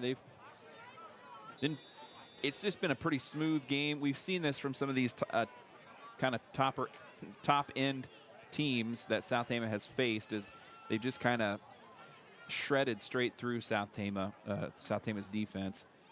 There's a handoff, going to be a run on first down. And he's got space. That's number 22, Conlon Poynton. Blocker can't get the last-second tackle, and Poynton gets free for a touchdown. Yeah, unfortunate set of circumstances South Tama kind of finds themselves in. A long run for Poynton there. So, and again, we kind of see this sort of slowly unravel with South Tama. You know, they always fall back behind early, and it's just unfortunate that they could never, you know, get a strong hold, which we know that they've been capable of doing. But here, now back to kick is going to be Knipper for the extra point. Still first quarter action, 4:29 on the clock, and Knipper's extra point is good. So 21-0 with 4:29 in the first quarter left to play. So South Tama definitely got some things that they can still work on. What I like at this point is that South Tama has not had any really glaring miscues. We haven't had any bad, penalties, any fumbles, interceptions. Solon is the more dominant team right here, but I think what the coaches and what Trojan fans will and should be looking for is just how well South Tama can execute the things that they're trying to do without self-inflicted penalties. And so far in this first quarter, I think it's been pretty clean against 100%. An overmatched Solon team. Yeah, I agree. I mean, that's the one thing is South Tama has been playing clean ball. We haven't turned it over. We haven't forced any fumbles, any interceptions. It's been clean other than our one 5-yard penalty. It's been clean, and we're executing where we need to. It's just we haven't been able to get things going, because if we were playing an under 500 team, I almost guarantee you, we'd be marching right down the field. Well, those scores kind of showed themselves. When we lined up against Knoxville and Charles City and Fairfield, there's a kickoff from Knipper, and it makes it down to the 5. Yep, Blocker's picked up by take that. Blocker. When we've gotten against those teams, the scores have reflected that. It's been, I think 20-7 was the Fairfield score, so nowhere near close to a blowout. Right. But our district has been so competitive this year. Tough. And then you look at our non-district opponents. Roland Story has been in and out of the rankings this year. They're going to probably be a playoff team in Class 2A. And so, South Tama's kind of had a tough go of it. And I think you look at their strength of schedule, and it matches up with some of the best in the state. As far as some of the other teams in the state, they've had really tough opponents this year. Yeah. All right, so the kickoff was brought out to the 27-yard line in South Tama territory, and that's where quarterback Daniel Weiss and the Trojans will start their next drive. And we got a timeout called by South Tama. Coach Bridgewater is going to maybe talk things over here. Didn't like what he saw, and so he's going to make sure South Tama knows what they're doing here on this next drive. They'll be looking at 1st and 10 on the 27-yard line as soon as we get through this timeout. And we're still in the first quarter here. We've got around 4 minutes to go here in the first quarter. Remember, at halftime, we're going to have 2 student spotlight interviews coming up at halftime. We met with Zoe Smolik, a senior for the STC volleyball team, and Kayla Heck, the team captain and senior for the STC girls cross country team. So we have interviews coming up with them at halftime. Stick around for the Salt Creek Wind halftime show. Also, thank you to our sponsors. They include Berkwood Village of Tama, Toledo, Salt Creek Wind, Mercy Care Tama, Iowa Premium, State Bank of Toledo, S&S Car Wash, Cruzy Phillips Funeral Home, Robach Lumber, Stein Robach Floor Coverings, Medicap Pharmacy, Mark Wesson Hoyer Law Office, Assured Partners Insurance, Appraisal and Realty Services, Sharn Webbers, and TFD Photo and Film. We will be coming back to you in about a month. So tonight's our last broadcast of the fall season. We will be back with winter coverage in not very much time. It's coming up quick as the girls wrestling team will have their first meet of the season in the middle of November. So here in a couple weeks, we'll have winter sports coming your way too. Here's South Tama now out of this timeout. Yep, so Weiss under center, hands it off to Bridgewater. Able to get maybe a yard on that play. So hopefully offensively we can get some gaps open for our running backs, because I know South Tama is very heavy on that run game, but when you have the offensive line kind of shift up like it kind of does, it can be difficult sometimes. So 2nd and 9 now for STC after the short run by Bridgewater. Bridgewater under center and back in that I formation. Weiss under center. Sorry, excuse me. All right. Weiss rolling out pressure, and it's an interception right at the 25. And we're looking for that number here, and he gets brought down just shortly after the catch. That was number 32, Cole Carney. Carney had another. Yeah, he had a sack, didn't he? He had a sack, yeah, so he's been busy tonight. Yeah, he's been kind of playing at full steam. And this is going to be the best field advantage that Solon has at the South Tama 27-yard line. So Bell's going to be setting up in that shotgun, pointing to his left. Two receivers off to the to the near side here. And that's going to be a handoff to Poynton again, who's going to cut it upfield for Big big gain. Yep, about 11 yards. So that's going to get them their first down again on this 4th drive. 11-yard run. Spartans start the 16 now on a new 1st and 10. Bridgewater was the tackler for STC. And it's really been all Solon here so far, as their offense has looked pretty well tuned. And incomplete pass there by Bell as he was looking to connect with number 20, Milo Ashbacker. Yeah, Kai McBride that time with the pressure there. So kind of a delayed run in there, but he made his way, and that definitely altered the play. Yeah, it did. 3:08 on the clock, first quarter action, 21-0, Solon on top, and they're driving near the red zone in South Tama territory. Kind of option and a quarterback keep up the middle, and that'll get him down to the 15, roughly. Yep, so that's going to be about a 3rd and 4. Yeah, we'll call it 3rd and 4. Kyle Youngbear on the stop for STC. Again, Bell back in that shotgun. And another run play. This one's going to be in for a touchdown. And that was number 10, Eddie Johnson. Yep, so Johnson again, who we kind of talked about in the pregame, has a very good job at, those short distance runs.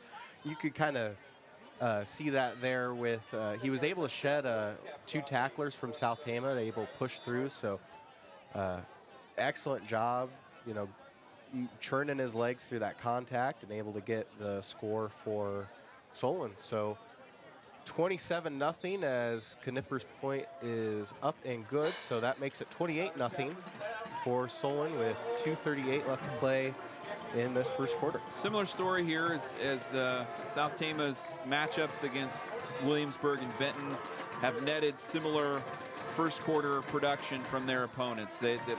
Around 20 to 30 points is what we've seen in those other games, and that's kind of where we are here. So South Tama going to line up again to receive the kickoff with 2:38 on the clock. And apologies, if we had another body in here to run a clock for our broadcast, we could probably get you a good running clock going, but it's just a little too much to kind of maneuver with the other things we kind of have to put into the scoreboard. So we'll leave the clock as is and give you the updates on air. Yeah, every drive that that Solon has resulted in some sort of in a touchdown. Yep, been pretty easy going for Solon here. Yeah, they've been pretty perfect there on third down conversions, currently 2-2. So far so good. Smooth operation for the Spartans as they're looking to win out District 5 here in 3A. And Trojans, if you have any birthdays, anniversaries, or special shout-outs you'd like us to give on air here, just leave a comment in either our YouTube or Facebook broadcast, and we'll get those shout-outs on air. So join into the broadcast, and love to shout those out. Here's the kickoff from Grant Knipper, and it gets picked up just inside the 10 by Kinzer Jeanette. Jeanette in for his first kick return there. Yeah. And just because how that kick by Knipper was kind of like a squib and it kind of bounced a lot, but Jeanette, when he caught the ball, he had his knee down, so South Tama is going to start operations back at the 9-yard line. 28-0. The Solon Spartans lead here in the first quarter. We have 2:38 on the clock. South Tama just received another kick as we've had 4 straight touchdowns in consecutive drives for Solon. And so South Tama has been receiving kickoffs a lot here in this first quarter. Daniel Weiss and company. First and 10 on the 9. This time's going to be handed off to, I believe, Bridgewater. No gain on the carry. Looks like they're going to give him all right, 2. So They're going to give him 2. Okay, so 2 yards on the carry there, bringing up 2nd and 8. Yeah, so that was a good, nice little punch through there. The fullback, who I believe was blocker, kind of gave that extra space and gave us the 2-yard carry for Gavin. So good job, trying to make those holes, try to get something going. So like a 2nd and manageable here, as we kind of got a spread look again on that on that I formation. Thompson, the far receiver, Jeanette in the slot, and it'll be a short run on 2nd down. And that's going to be for a loss as Bridgewater again tries to shoot it right up the middle and was kind of met there right at the line of scrimmage, and that's going to be Loss of a yard, I think. Loss of a yard. So 3rd and 9. 3rd and 9 with 1:33 left to play as the clock continues to tick down in this first quarter. Reminder, during the Salt Creek Wind halftime show, we're going to have student spotlight interviews with Zoe Smolik and Kayla Heck. So stick around for the Salt Creek Wind halftime show coming up here in about 10, 12 minutes or so. Gavin under center, I formation. 1 receiver at each end. This is going to be a pitch out to, I believe, It was Jeanette. Yeah. I wonder if Locker is injured here. Or nope, Bridgewater is the ball carrier there. I mean, it's nice to see that, Bridgewater, I know him and a bunch of other guys were getting looked at some other schools. So you Right. kind of want to help build up that final highlight reel and, Yep. last game of the season. You got to hand it to your seniors, because they've been put their heart and soul in this whole season. And you can kind of see that here as they're trying to battle it back. But Another punt coming for South Tama. Adrian Valle will be just outside of his own end zone, maybe at the 1-yard line. Punt returners set up at the 50 for Solon. Low snap. The punt is away. Low punt. Bouncing, rolling beyond the 50. Finally, he gets picked up by Kotar. In pursuit, South Tama trying to bring him down. Kotar gets a short gain and gets up to the 46-yard line before going down. so the 5th drive now for Spartans. Going to be looking at the 46-yard line of the South Tama Trojans. So again, Spartans just been able to kind of play however they want. They got a couple throws through the air. That's been good for completion and 1 touchdown. And of course, the running game. Pointing with that 61-yard rush touchdown. So hopefully South Tama can get a defense going. Short time here as we've got just under 10 seconds to go in the first quarter. Solon just received the punt, and they're set up now on the 46-yard line in South Tama territory, 1st and 10. Handoff. Goodness, Poynton is just moving out there. Oh, excuse me, that was Carney. So 32, not 22. Cole Carney getting the first down. Yeah, what Solon's been doing a lot of is, you know, with Carney and Johnson, they're kind of set up in that end position, and they'll just kind of clap for that motion, and they'll come in with full head of steam. And Bell, of course, you know, sitting in that shotgun, just has to stick the ball out for the handoff, and just they get to the end very quickly.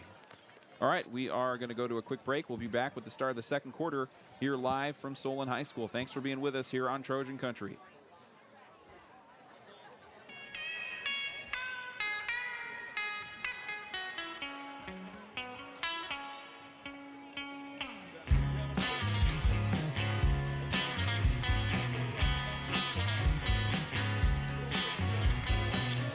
Tell you what I'm doing when I get up off this chair.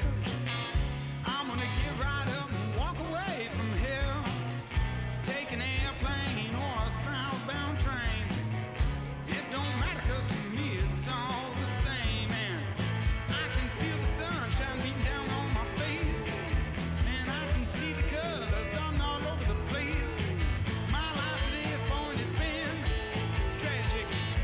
I tell you folks, I could use some new magic.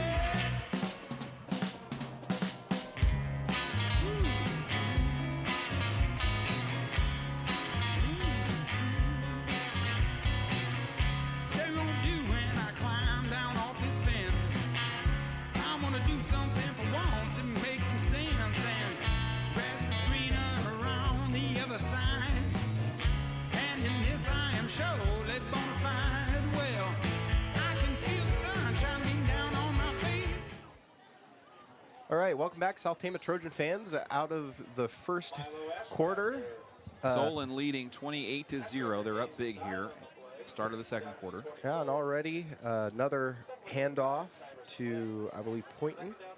So it's going to bring up 2nd and 1 here on the South Tama 23-yard line.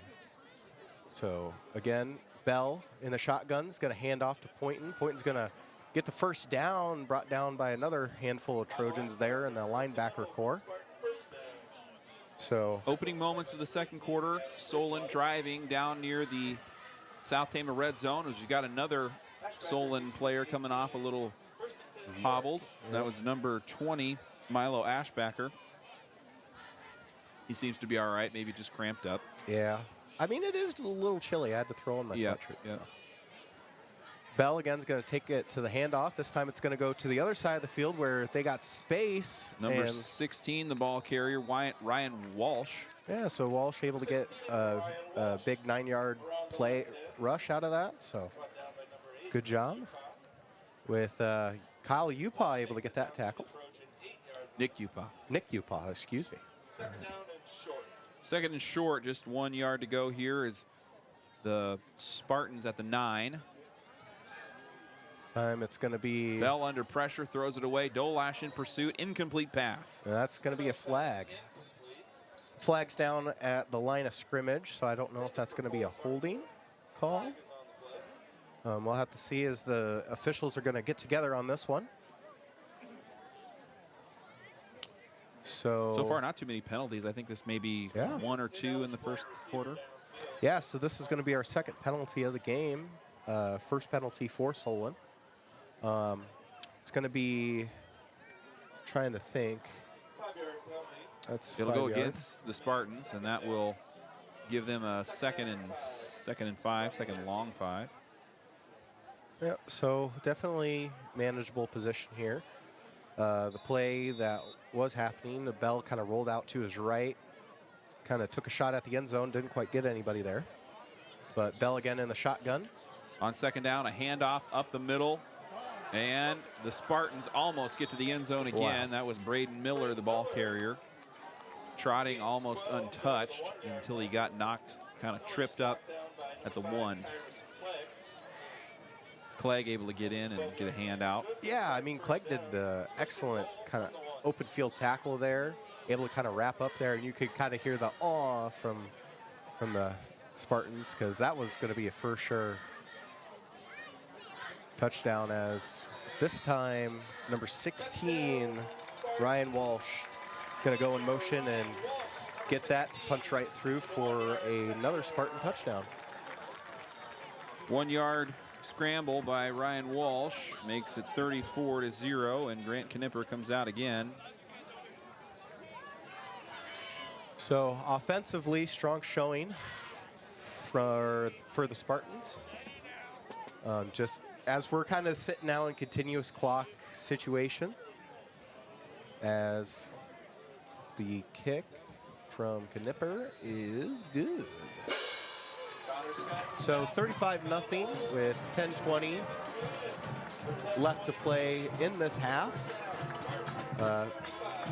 Gonna be looking at continuous clock. Is that kind of when it ticks 35, over? yeah. You know, I haven't even looked at the rule. I should have looked at the rule books, but the 35-point rule, I believe, does start continuous clock in the first half. We heard it was the second half, but then we at Benton last week we saw the continuous clock going before halftime. So we'll see here. It might be until the third quarter that we'll have that, but at any rate, Solon is up big again against South Tama, as there's a 1 yard run by Ryan Walsh to finish off a short drive. It was an interception by Cole Carney. That was the drive before. No, it was a short punt and a drive up the field that led to Walsh's touchdown. And Yeah. so now, Offensively, South Tama just hasn't been able to get anything going. Have 3 3-and-outs, and our third drive is where Cole Carney got that interception. So Knipper back to kick, and that's going to be received by Clegg. near the sideline, Clegg makes his way just before the 30 and gets knocked down. 1st and 10 for South Tama now. Yeah, Still buried in their own territory, but yeah, I mean, at this point, you got to be thinking, hey, you just got to get some points. You still got to be positive. It's been clean mostly through. I mean, of course, Daniel Weiss did throw that one interception to Cole Carney, but that's one interception that, you know, of course, that you wish you could have back, but I mean, it shouldn't affect, you know, your pass play. to kind of put it up against the Benton game, we're seeing far less penalties and miscues from the South Tama side here tonight against Solon, and they're up against a better opponent too. Solon is ranked 3rd in the state, and they're playing like it. They're pretty dangerous. They got a lot of weapons. Here's a pitch out to Bridgewater on 1st down. He's going to cut back around to the other side of the field. He's going to be brought back in way behind the line of scrimmage there for a tackle for a loss. And it looks like there is a flag on the field. And all right, so that's going to be holding on South Tama. so the short gain gets pushed back due to penalty. Just after we got talking about how great they were doing with penalties, Hunter. Yeah, I know. There we go. And it's just unfortunate. And Solon is actually going to decline that penalty, so that's still going to push back South Tama to, I believe, well, hold on here. the 24 There yard we go. line. Yeah. So the Yeah. the tackle for a loss is 23, going to be the better of the two options there. Yeah. So this is going to bring up 2nd and 14 for South Tama. Of course, we haven't seen much variation here from South Tama offensively. No, They're they've still in been that I formation. Keeping it pretty consistent. And that's been the mode since the middle part of the season. Here's a handoff to Cody Blocker, and he gets driven out of bounds shortly. Yeah, but he's still able to get 2 yards on the play. Able to, you know, whenever Blocker gets hit, he keeps on churning those legs, and he fights for every single yard. So this is going to bring up for a long 3rd and 12.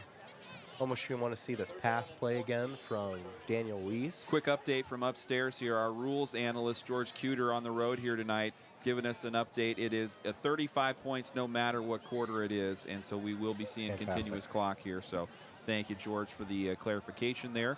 And we're looking at 3rd down and long here for South Tama. Weiss under pressure. connects with Dolat. No, Bridgewater there, the pass catcher, and he's brought down just right near the line of scrimmage. So no gain on there. But that was still a heads-up play by Weiss there. I know 3 Spartans were right there in the backfield, kind of chasing him down, and Weiss just kind of planted his foot and kind of tossed it to the open guy, and that could have ended up a lot worse. Yeah, from a field position standpoint, you at least get the ball out and get it down the field just a little bit, and that helps out Valle as he's now going to set up to punt on the 15. Gavin Sieverding, the receiver, and he is down at the. Then there's a bobbled snap, and Valle will go down at the 15 as he's unable to pick it off the grass quick enough, and the pressure gets in, and that'll be a turnover. Yeah, so again, another good field position set up for the Solon Spartans, who just, defensively has been very stout. They've always been plugging the holes, getting back to Daniel, and it's just, unfortunate. And of course, South Tama's been playing that one formation, but when you want to get a consistency and a rhythm going, it's sort of kind of hard to change up what you want to do offensively. But so after the bobbled snap, Solon will have very good field position for their next drive. An incomplete pass on first down, though. As let's see, we've got a new quarterback in as well. Let's see the number there. I think we're getting into our second unit already. Yep, I believe so too. So I heard Eli Campman. He's number 23, and he's incomplete on first down. Yeah, so already our backfield looking different. So we got Campman and Miller in the backfield now. Yeah. And that's going to be a short gain. So Braden Miller gets the carry there. Now 3rd down and 8. And we're looking at 6:06 continuous clock going in the second quarter. 6:06 in the second quarter. 3rd and 8. Yeah, Spartans in South Tama red zone, though, as the second unit is on here working against the Trojans. So again, Campman back, looking to pass. He's in that shotgun position, looks out to his left, and again, right through the hands this time of Cruz. Keaton Cruz, yeah, that was a good pass, too. It was. He had Cruz go up to get it. It wasn't too high, but it was just mishandled there near the 5, and that'll bring up 4th down. Yeah, who's putting the butter on the ball? Because it's gone through both of the receivers' hands. And, just this, I'm sure, for the most part, these second stringers are not used to coming in this early in a game. And so this time, Locke is back, going to try for the field goal attempt. So we got all kinds of new bodies here. Ryan Locke boots the field goal. And it is, was it no good? I didn't catch it. Yes, it was good. It was good, okay. Yep, so the 22-yard field goal attempt by Locke is going to be good. Brings it 38-0 for the Solon Spartans with 4:42 as the continuous clock is going here in the second quarter. So again, just Solon is kind of showing why they're 7-1 and 4-0 in district play. I mean, they've been dominant on all 3 sides of the ball, able to get that pressure on Weiss, get the interception from able to get that interception, of course, able to take advantage of the bobbled punt, which kind of set up their kick. So far so good for the Spartans. Cody Blocker, we've got Kinzer Jeanette back to receive along with Tyrus Clegg. So we've got a little rotating there between Blocker and Jeanette. And we'll see what South Tama can do on their next kick return. Reminder to stay tuned for the Salt Creek Wind halftime show. We're going to have interviews with Kayla Heck and Zoe Zmolik from the volleyball team. Yeah, this time Locke is back to kick, so definitely bringing full out, new unit on here. And this ball is going to go out of bounds just shy of the 16-yard line to South Tama, and that's going to be a flag on the play as the ball went out of bounds. So we'll be looking at first and 10 first and 10. 35. Yep. 4:33 on the clock in the second quarter. Moving towards halftime here. It's been all Solon tonight. They scored on their first drive, and First and 10 at the 35. they got a field goal on their last one, so it's not been a touchdown on every single drive, but outside of the field goal, they've gotten points on every trip down absolutely. the field. So. Every points so far, they kind of have it either way. They got like 3 rushing touchdowns, a receiving touchdown, and of course the field goal. And we've seen interception. No fumbles yet. Nope. Hopefully. No, knock on wood, Right, Darvin. yeah. First and 10 here for South Tama. 4:19 on the clock. Weiss under center. Throwing to Dolash.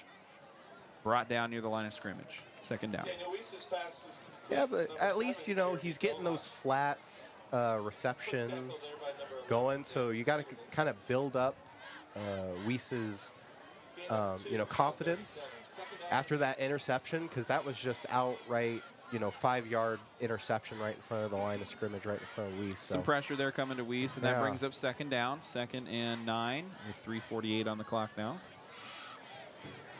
So again, now Weiss under center. Kind of got a 3-man back look in here. It's going to be a pitch out. Bridgewater taking the ball down to the 40. Short gain on the play. Yeah, so I mean, it brings up a 3rd and 4, so it's very manageable for South Tama here. They either got to make a hole or, make a good kind of short pass, maybe give out a pitch screen. Something that's going to give them that guaranteed 4 yards and then give them the first down of the night for South Tama if they can make it happen. 3rd and 4 with just over 3 minutes to go in the first half. South Tama on the near side here, on the right hash, set up on just beyond the 40. So Gavin under center, we got 3 receivers out to the left.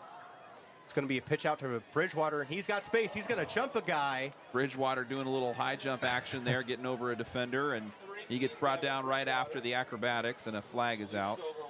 Oh, yeah, that's going to be a flag right at where the tackle was. Yeah. penalty marker on the play. So they're going to, officials are getting together, going to talk it over. Gonna, Unclear yet which way it's going to yeah, go. that was kind of interesting. That kind of happened like either right at point Right of at contact. yeah. So I don't know what kind of call you could make there. Hey, a reminder, if you got any birthdays, anniversaries, or shout-outs you'd like us to participate in here, we got a long broadcast coming the rest of the way, and like to get the conversation going. So stick something in the comments section there, as a penalty's going to go against South Tama here, bringing up 3rd down. Yeah, it's going to be holding. Penalty is a personal 3rd, foul. and that'll be a 10-yard penalty, so that'll be 3rd and 14. Foul to beat a defender. Ooh, no, closer to 3rd. Penalty moves the ball 20. back to the 27-yard Yeah. line. So the ball is going to be moved to the 27-yard line. It's going to be, 3rd and a lot. A lot. Yeah. Very, third and long. I want to say 18 maybe. Yeah, Yeah, 3rd and 18. absolutely. And again, this time, 3 receivers out to the right hand. Weiss under center. Weiss he's under going to get pressure, and he's sacked. going to get sacked for a 2nd time there. There is another flag from the Okay. line judge on the far side. Came after the tackle. Quarterback Weiss is sacked by number 65, Carter Grimm. Carter Grimm, the tackler there on the sack. Senior lineman. Kind of look for who's it gonna go against. It looks like It'll it's be a gonna go against Solon here. Yep. Yep, so 5-yard penalty from Solon. The sack is going to stand And they'll- for Grimm.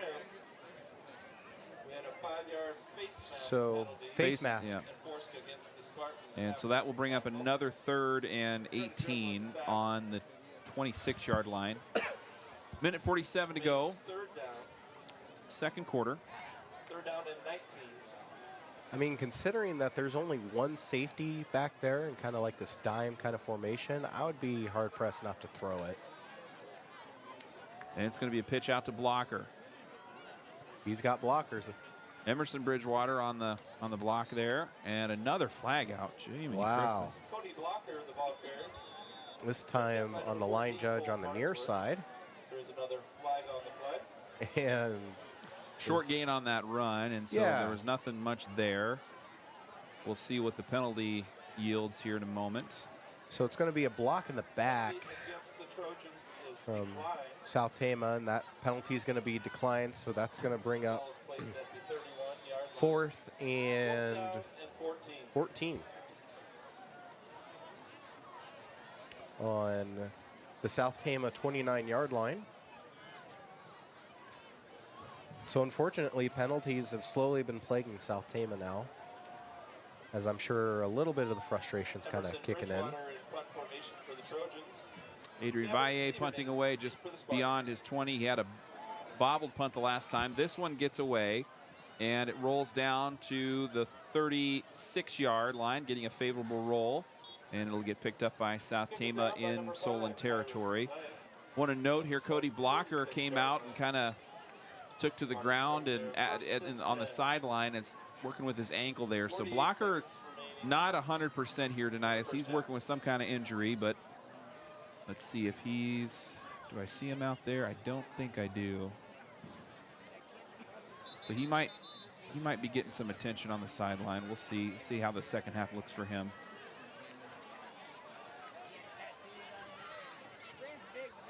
First and 10 for Solon now. South Tama was able to stop, a touchdown happening from that last set of drives and had to force the field goal from Locke. So you got to be feeling kind of good now that Solon's kind of pushed back into their own territory.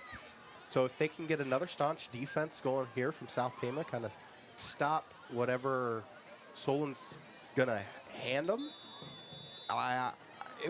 it would be great if South Tama could get that 3 and out as Bell's back. Working against the second unit, you'd love to see just some kids have a positive experience in this second half. Here's a run play on first down.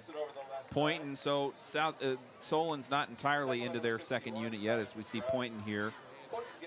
Yep, and time's going to wind down, so 19 seconds left to play in this first half.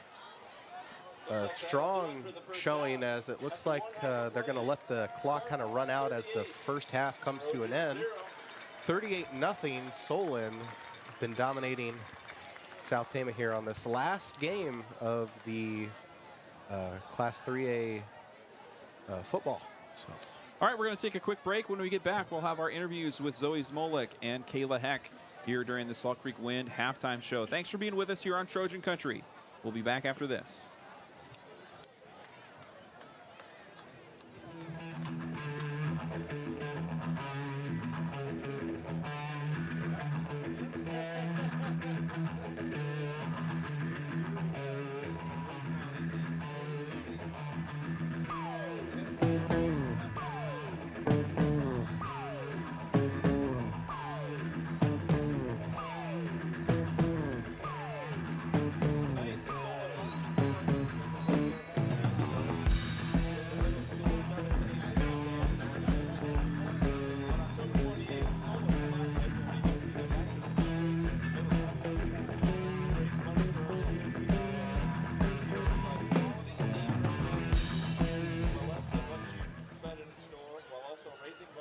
We're getting to know more of our South Tama senior varsity volleyball players here on Trojan Country.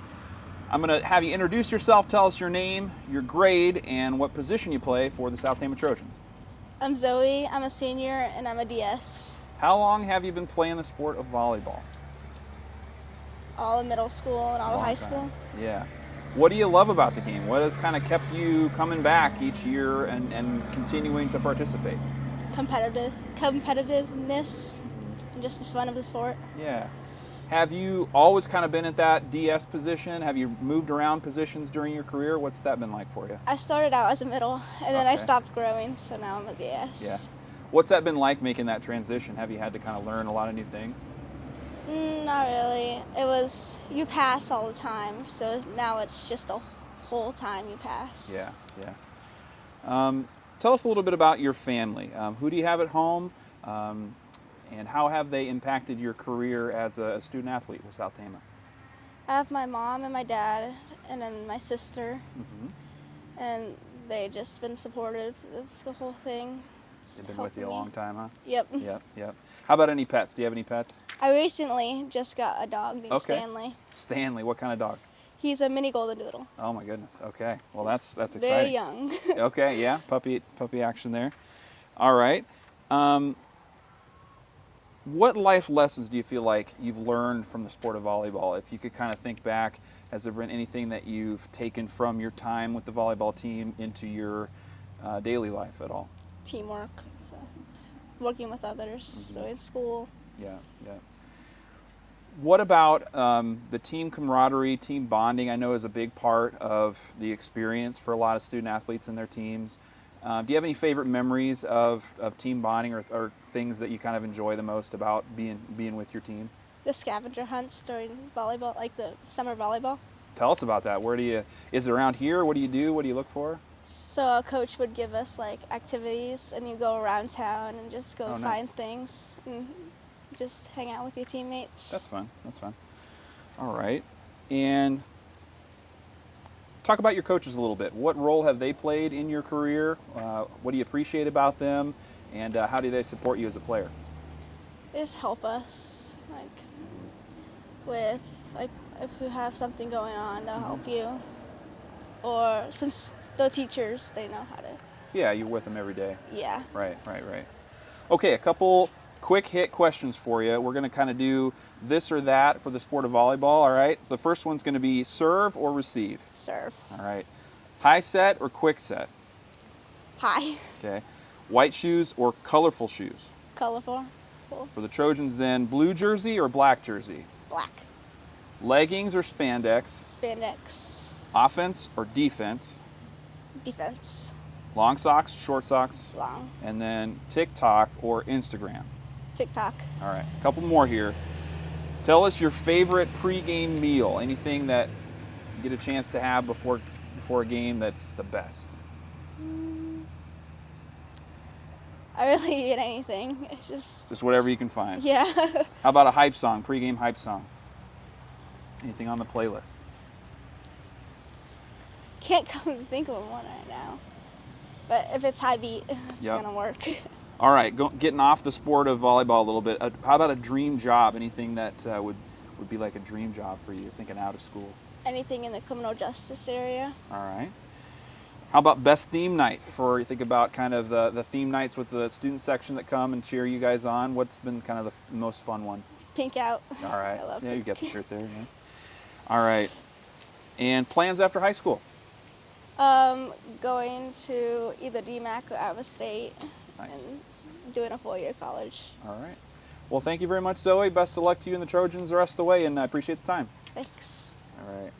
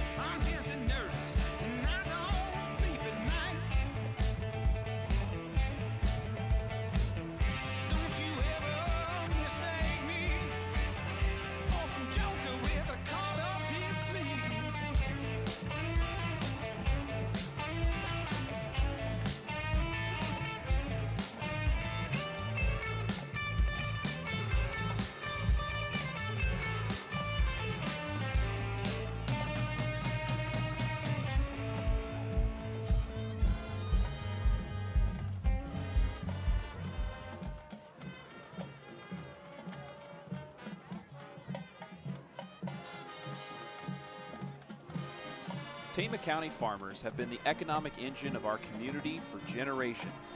Every year, they face risks in weather, market prices, fuel costs, and other factors.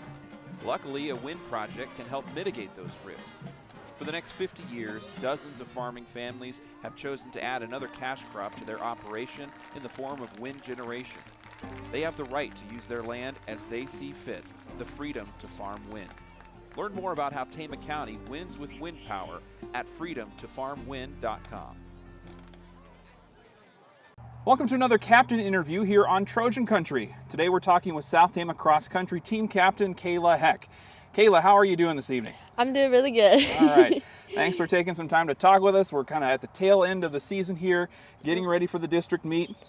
Just a couple of days away from that meet up in Clear Lake. How are you feeling at this point in the season, and what sort of things are you working on to get yourself ready for the district meet coming up here on Wednesday?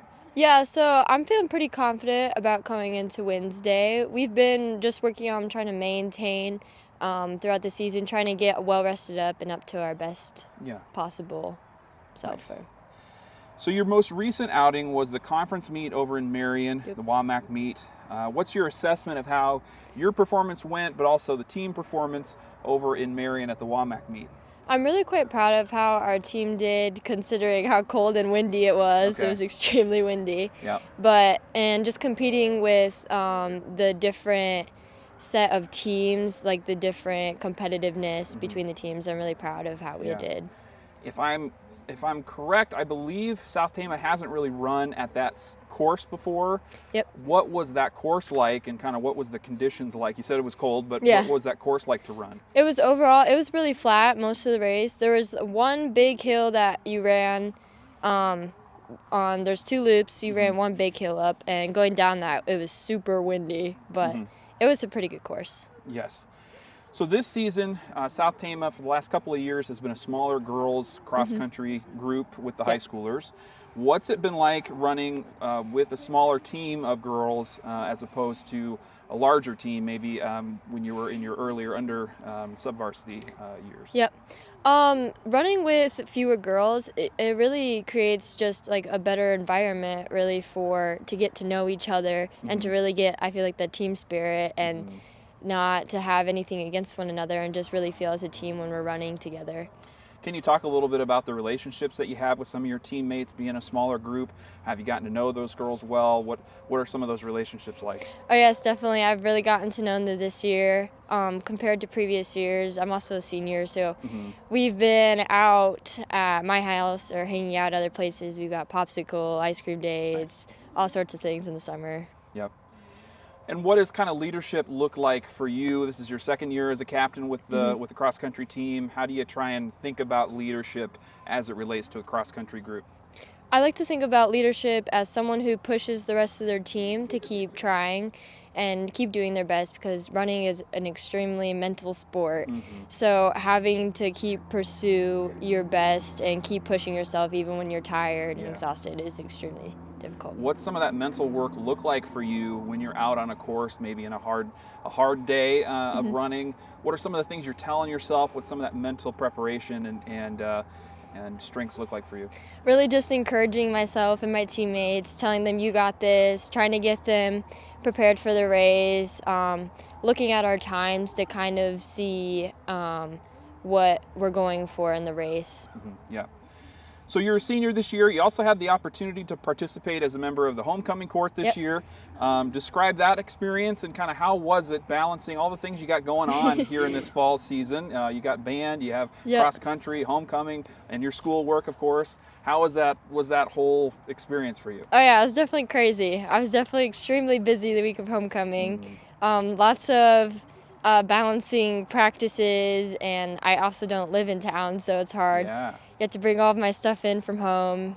Definitely going to a lot of friends' houses to get ready for stuff, but very busy. Thinking about the 2023 cross-country season, what have been some of your personal highlights, any favorite memories from this year of cross-country running?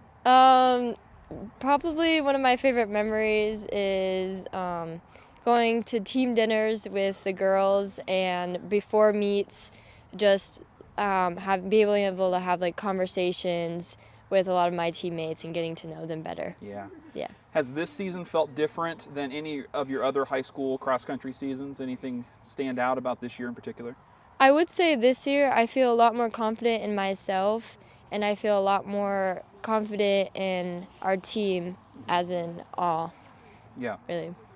And what's it been like kind of running with this group? Your classmates, the senior boys, have had a very strong group for several years now. What has their role been with you and the other girls, kind of practicing together, competing together a lot? You know, Yeah. not the same race, of course, but going out to the same meets and such. What have their success or their presence been like for you? Oh, it's been really awesome to see how the boys have grown since their freshman year, or since I've been here in middle school. It's been really cool to see how they just push each other to keep going at their hardest, and how like confident they are to get towards state and pushing themselves for that. Right on. What do you enjoy most about the sport of cross country, and then what words might you have for younger Trojans as they're considering running sports when they get into high school? I'd say what I enjoy most about the sport is team and I guess running. Sure. But it's just a really calming sport to be a part of. And for future girls or guys wanting to go out, I'd say just stay in the sport, give it a chance. It's going to be hard the first couple weeks, but keep trying it and you'll get better at it. Yep. And you've been a busy student athlete across multiple seasons. What's coming up for you yet to come here in the winter and spring seasons? I will be doing basketball here soon, and then track and field in the spring. And then plans after high school, maybe a little early, maybe not. What is kind of your thought about after the school year coming in the fall?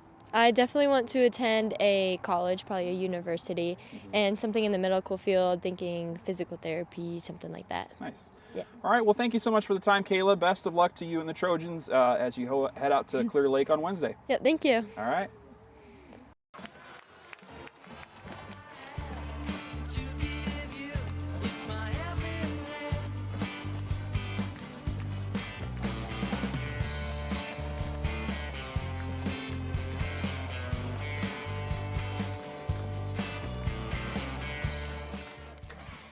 Welcome back live from Solon High School as South Tama is taking on the Solon Spartans tonight here in Week 9 of the Iowa High School football season. I'm Darvin Graham, joined in the booth by Hunter White.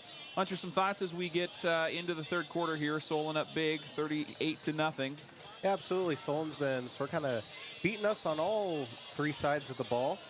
Solon currently has 4 first downs with 2 out of 3 third down conversions. Their penalties have been 2, each for 5 yards apiece. And touchdown-wise, every single drive that Solon has resulted in points of some kind. Yeah. Rushing, they have 4 touchdowns. Receiving, they have 1. And, of course, that 22-yard field goal by Locke. So far, so good for the Solon Spartans. South Tama, currently no first downs, no third down conversions, and kind of had 3 and outs through the gauntlet. And that 1 interception throw by Weiss there on the 3rd drive. It's been tough for South Tama. It has been tough, and I think we have a little bit better looking team than we did against Benton. Not having the rain, I think, is a benefit as well. But it is a tough night here again at the office for South Tama. And so they'll go into their off season, graduating a decent-sized group of seniors. The seniors on the team this year included, in no particular, or just in jersey number order, Drayton White, Jeremy Dolash, Daniel Weiss, Chase Gustafson, Gavin Bridgewater, Jacob Youngbear, Travis Chichok, Miguel Medina, Wyatt Sermon, Kyan McBride, Caden Sokol, and Juan Robles. And so, yeah, a dozen or so seniors will be leaving the program. South Tama will need to find a new quarterback. Daniel Weiss coming in after a 2-year absence with the program, coming in for his senior season. He's led the way the entire year. I think it's been, his box scores are not going to show very well on paper, but he's done a good job. He stayed in these games. He stayed healthy. He's been a level, kind of even keeled sort of presence at the quarterback position. I think that was absolutely needed. But the other things going against South Tama have been overwhelming in a lot of other ways, and so it's kind of made that a little less. Yeah. No, I completely agree. Impactful. And just one of those things too is, for the most part, individually, stars from South Tama aplenty. Offensively, defensively. Valle, his kicking, his averages are like 30, 35 plus when he's able to get those off. So individually, we have stars abound, with our seniors, and unfortunately, football is a team sport, and you got to communicate, you got to talk things over, you got to execute your plans. And, that's just one of the things that South Tama has been unfortunate to not be able to do. And South Tama will be looking for a new head coach next year as well, as head coach Nate Doran announced on our pregame show. In our Coach's Corner interview, he's not planning to come back next year as a head coach after 8 years with the team, starting in 2016 when he took over as the head coach after being an assistant for a good number of years. And so it will be a new-look team in several different ways, with a new quarterback, a new head coach. Gavin Bridgewater, a 4-year contributor, will no longer be with the team, and we'll see how things look. Nick Upaw and Emerson Bridgewater are the two quarterbacks that are kind of coming up from the Frosh level. We'll see how they compete, and all that's to come here in 2025. So here we're ready to start things off in the third quarter. South Tama to receive. Tyrus Clegg picks it up after the kick by Locke. And Clegg makes it down to the 20-yard line. Yeah, so hopefully South Tama can get something going. 20-yard field position is very doable for any long, sustained drive. And I saw these kids warming up, and, they looked pretty good. The body language was positive. So hopefully they can come back in the second quarter or second half and get something going on offense. 1st and 10 for South Tama on the 20 in their own territory. And just let's get it across the 50. Let's get a first down. Absolutely. Let's start there and see how we do. Hopefully we got a different look on position. Well, we got 3 receivers, kind of got a trips look with Weiss under center. He's going to throw it short out in the flat. The ball catcher there, and he makes a short gain after the catch. Positive yards there, and that'll set up 2nd and 5. Yeah, so good job there, 2nd and 5. Way better than the first drive that South Tama had on the start of this game. They marched back for 4 yards. Now we got a positive 5 here on this first drive of the second half. So things looking pretty good right now. So again, got that trips look out to the left. Weiss under center. Got Dolash again on the near side. Weiss pitching out to Bridgewater. And Bridgewater gets met near the line of scrimmage. Will be brought down. Yep. Bringing up 3rd down. So no gain on the play. It's going to be 3rd and 5. Very manageable.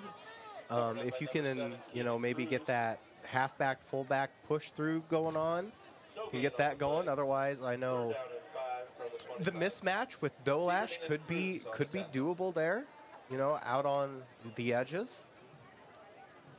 We saw Cody Blocker go out in the second quarter, and he was getting looked at by South Tama's coaches and medical staff over there. Nothing looked terribly serious, but just some kind of ankle thing he was working on. So we'll see if we see him in the second half. Here's a run play on 3rd down, and Bridgewater gets the first down. So that's the first chain moving event for South Tama.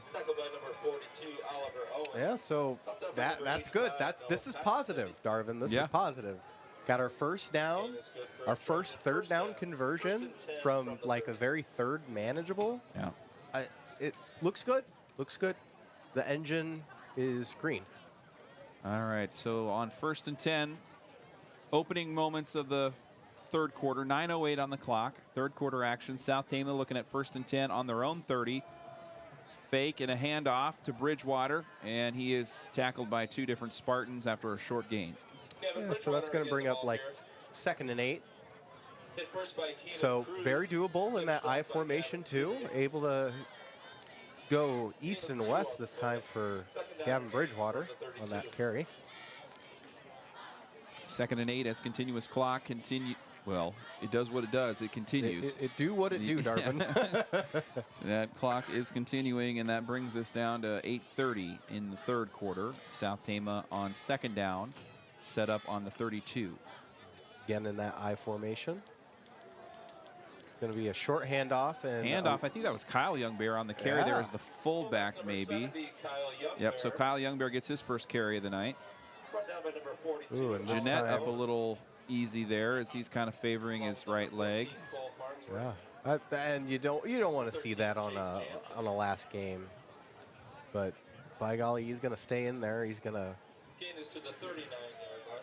Third and 1 now for South Tama as they're set up on the 39 in their own territory, and Jeanette will come out of the game. Yep.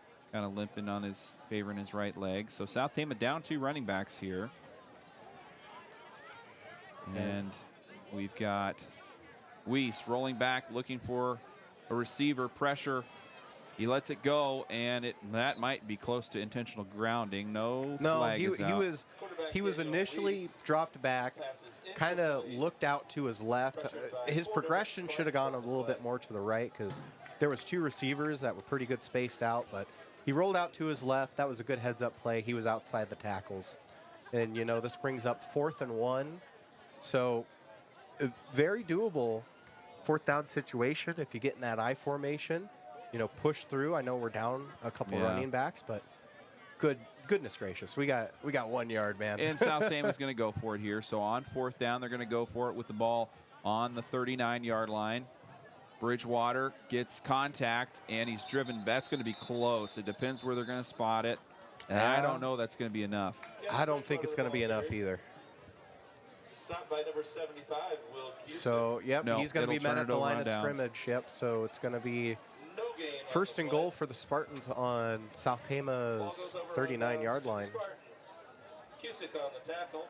First and 10 Spartans from the Trojans. So 39. that's a tough break, especially when you get your first down, you get some momentum going in your favor, and then just stopped with 1 yard to go. That hurts. 6:25 on the clock. First and 10 for the Spartans as they just forced South Tama into a 4 and out as the Trojans had a 4th and 1 and unable to get the 1 yard. And now the Spartans into South Tama territory. Eli Campman in at quarterback now as the second string. Penalty against the Spartans. Yep. So the ball is going to be called dead as there's a flag on the field, First down, and this is going to be called against the Spartans for 5 yards. So the First and 15. Yep. As Campman's going to be back in that shotgun, this time with Miller out onto his left. Just under 6 minutes to go in the third quarter. Solon on offense here, just on their side of the field. Deep pass down the field, number 24, incomplete. Yeah, that was a well overthrown ball. Of course, he tried to make a play on it, had his hand reached out. Charlie Karam, who was on the target for that, just couldn't quite haul it in as the ball was overthrown. 2nd and 15 now for the Spartans. They did most of their damage on the ground So in the first half, and here we see a little more passing options coming to the front. Eli Campman on 2nd down and long. Handoff to Braden Miller, the senior running back. he's going to get 5 yards on that. number 4, Braden Miller, the ball carrier. Bringing up 3rd down. Spun down by number 4, Drayton White. Drayton White, South Tama senior on the tackle. Yeah, good that he's in getting a Miller gains 5 yards. tackle there in the last game of his Sets up a season. 3rd down and 10 for the Spartans. So again, Campman in the shotgun, looking to pass. Got a receiver down the field, and It's going to be number 7, Cruz. Pass is complete to number 7. so Senior short Keegan pass Cruz. there. It will be short of the first down, but it will be a completion. 25, Aaron Medina. And that'll bring up 4th down now. 4th and 3. 2-yard line. Gain of 7 for Cruz. 4:21 on the clock in the third quarter. Continuous clock in action here at Solon. Yep, so offense is going to stay on the field. Campman's going to be back in the shotgun. Going to be a Going handoff. for it on 4th. Braden Miller, he might be short of the first down there. Yeah, he Depends looks where like they he is. spot it, but he needed to get to the 19. He kind of rolled over a couple players on the 20. And it looks like they're going to spot it on the 19. So that they might bring the chains out. Yep. So it's going to be nope. They're going to call it first down. Yeah, there. Oh man. That's close. That was close. Get them chains out there. I know.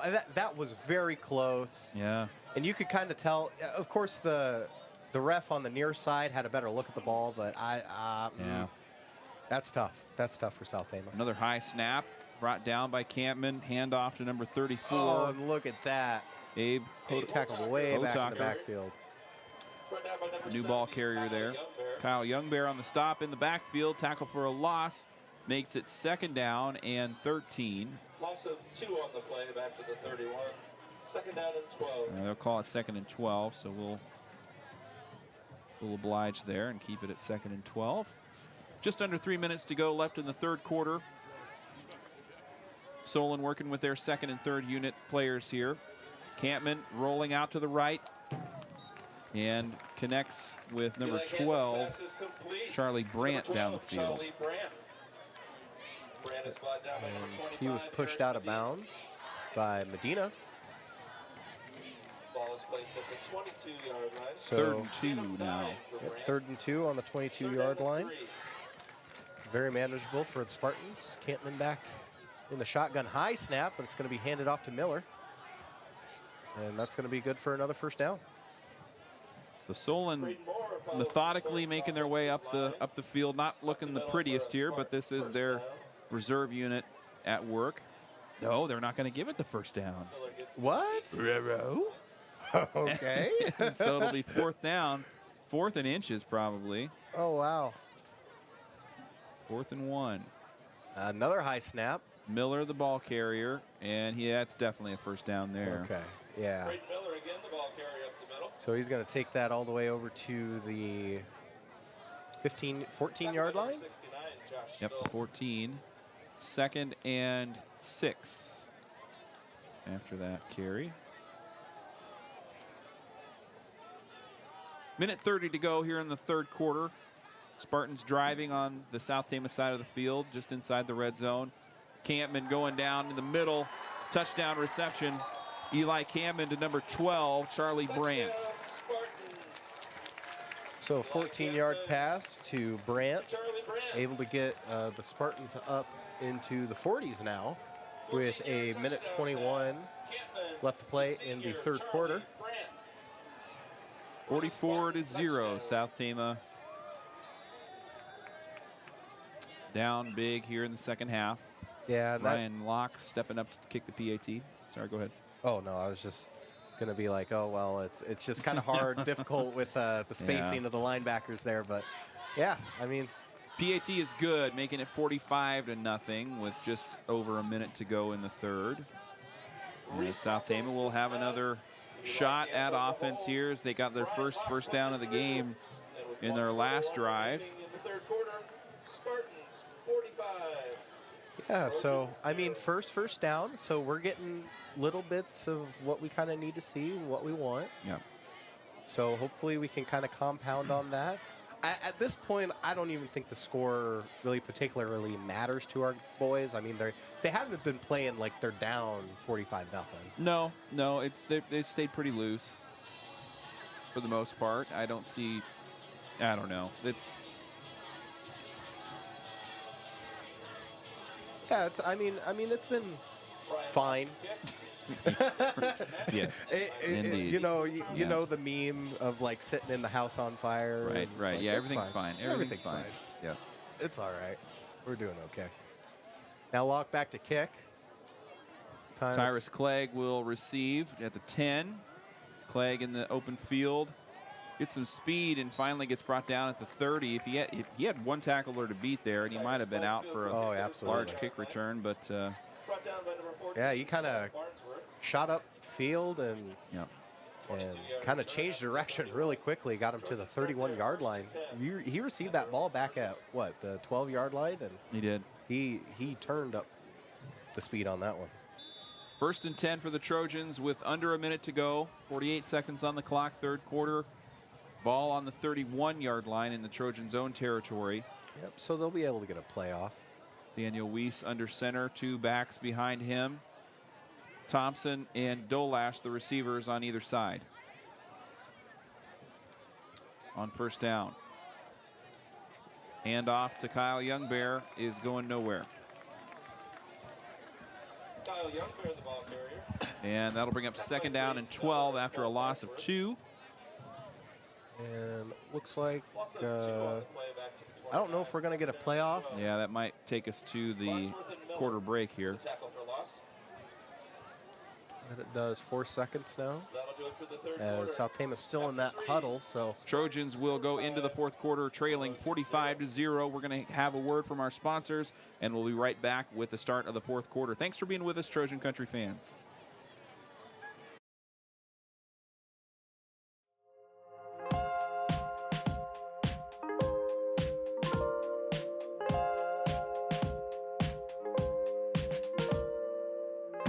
When you wake up in the evening, and I've left an empty space, will you remember how you're feeling? 'Cause I felt like that for days. And if you ever get the feeling you're gonna fade away, I could be there behind you to pick the pieces up too late. I don't need you now, I'm alone. I can feel my life go by in slow motion. I need to know if you're afraid or feeling blue. And when you start to fall for someone new, I need to know. welcome back, South Tama. Looks like we're going to be starting the fourth quarter here as the pitch out is going to go out to Bridgewater as he's going to get some space here. So quick action here starting in the fourth quarter. Second down. That'll bring up third down now after the Jansen, short gain by Bridgewater. 3rd and 8 5 to the 34. on the 34-yard line. Yeah, very tough matchup, you know, just on the line of scrimmage here for our South Tama boys. Initially, just they were giving up all the holes and all the space, couldn't get anything going on the run game. Here in the later quarters, we've been able to find some holes, get upfield, and make some positive plays. But Opening moments of the fourth quarter here. Third down for South Tama as they're on offense trying to get to the 50-yard line. Bridgewater catches a pitch out to the side, gets to the sideline, but is well short of the first down before getting brought down. From behind by number 14, Cole Farnsworth. And that will bring up fourth down for STC.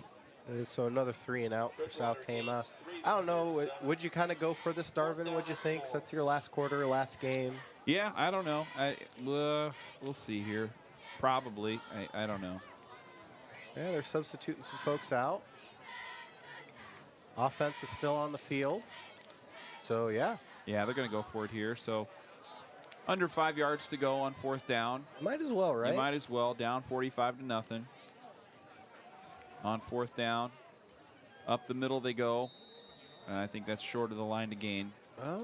Actually, they're going to call it good. The chains are going to move on that. All right, all right. Another first down for South Tama, and the drive stays alive. All right. Helped out by Will Cusick.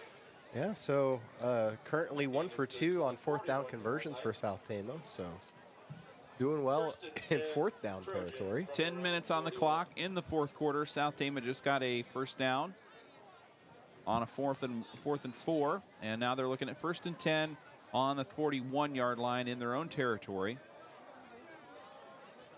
Right back in that I formation, Weiss under center. Gonna be handing off to the fullback. Young Bear breaks through into the flat, and he's going to be good for a 12, 13-yard run there. He shed a few blockers there too, so good job turning his legs upfield, and that's the first South Tama, one of the first best South looking Tama- run we've had all day. Yep, that's for sure. So Kyle Youngbear kind of breaks free into the backfield, takes the ball down to the 47-yard line in Solon territory. I think this is the first time we've had it on the Solon side of the field. Yeah. So we're doing so far so good here. 1st and 10 now. 9 minutes on the clock, fourth quarter. Quick pitch out to Dolash. He's met as soon as he brings the ball in, and that'll be maybe 2 yards on the game. Yep. Oh, they're giving him 3. How about that? All right. Gain of 3 to the 44. Very doable. Second and 7. Second and 7, yeah. So we're kind of getting our offense going here. Of course, late in the game, but nonetheless, it's starting here. And hopefully, maybe this means they can end on a positive note, just getting some positive play in here rather than. Oh, absolutely. Completely Bridgewater on shut the out. carry. He's still churning, Kevin Bridgewater again, the ball and carrier. that'll give him 3 more yards. Tackled by Braden Miller. Short of the first down, so that brings up 3rd and 4th. Dave Hotaker. Abe Hotaker on the stop for Solon. So very doable for South Tama. The 3rd manageable. Of course, again, we're in that play 4th down territory. So however you want to set up that 4th down situation is totally up to South Tama here. As again, we're going back into that I formation, seen I formation this whole drive. 3rd down and 4 for the Trojans in Solon territory. Handoff again to Bridgewater, and he breaks free into the backfield, getting all the way down to the 34-yard line. First down there. I really like that play too, because Bridgewater, he still kept his legs churning, and he was dragging a linebacker on the side of Solon for about 4 of those yards. 7:20 on the clock, left in the 4th quarter. I mean, yeah, if we can get a methodical, wind the clock out, not get skunked, I would be okay. I would be okay with that. Right, Be especially very- after the shutout last week. Oh, That was absolutely. a tough pill to swallow. Trojan. And So- South Tama takes a timeout. A reminder, friendly Yeah, so reminder to all senior the light is definitely green for South Tama here. Hopefully end on a positive note. I know this year's been really difficult for the boys, just, between the injuries and the miscues and the frustration. It'd be nice to kind of cap off here. Absolutely.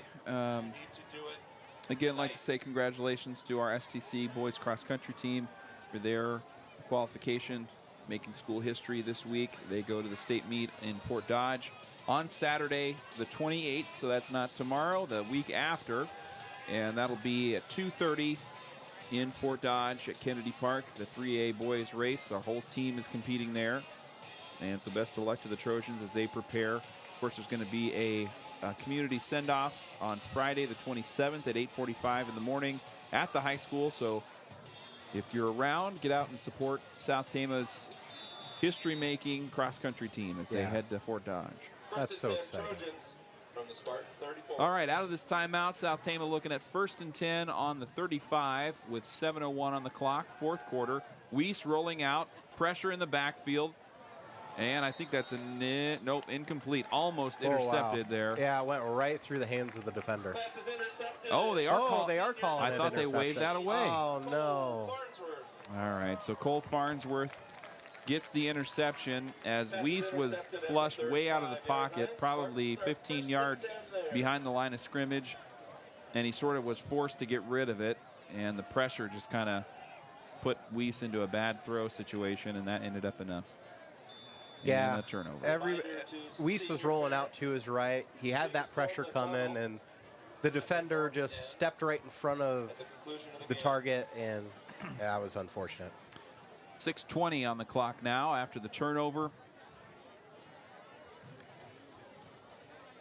Going to be a handoff to Miller.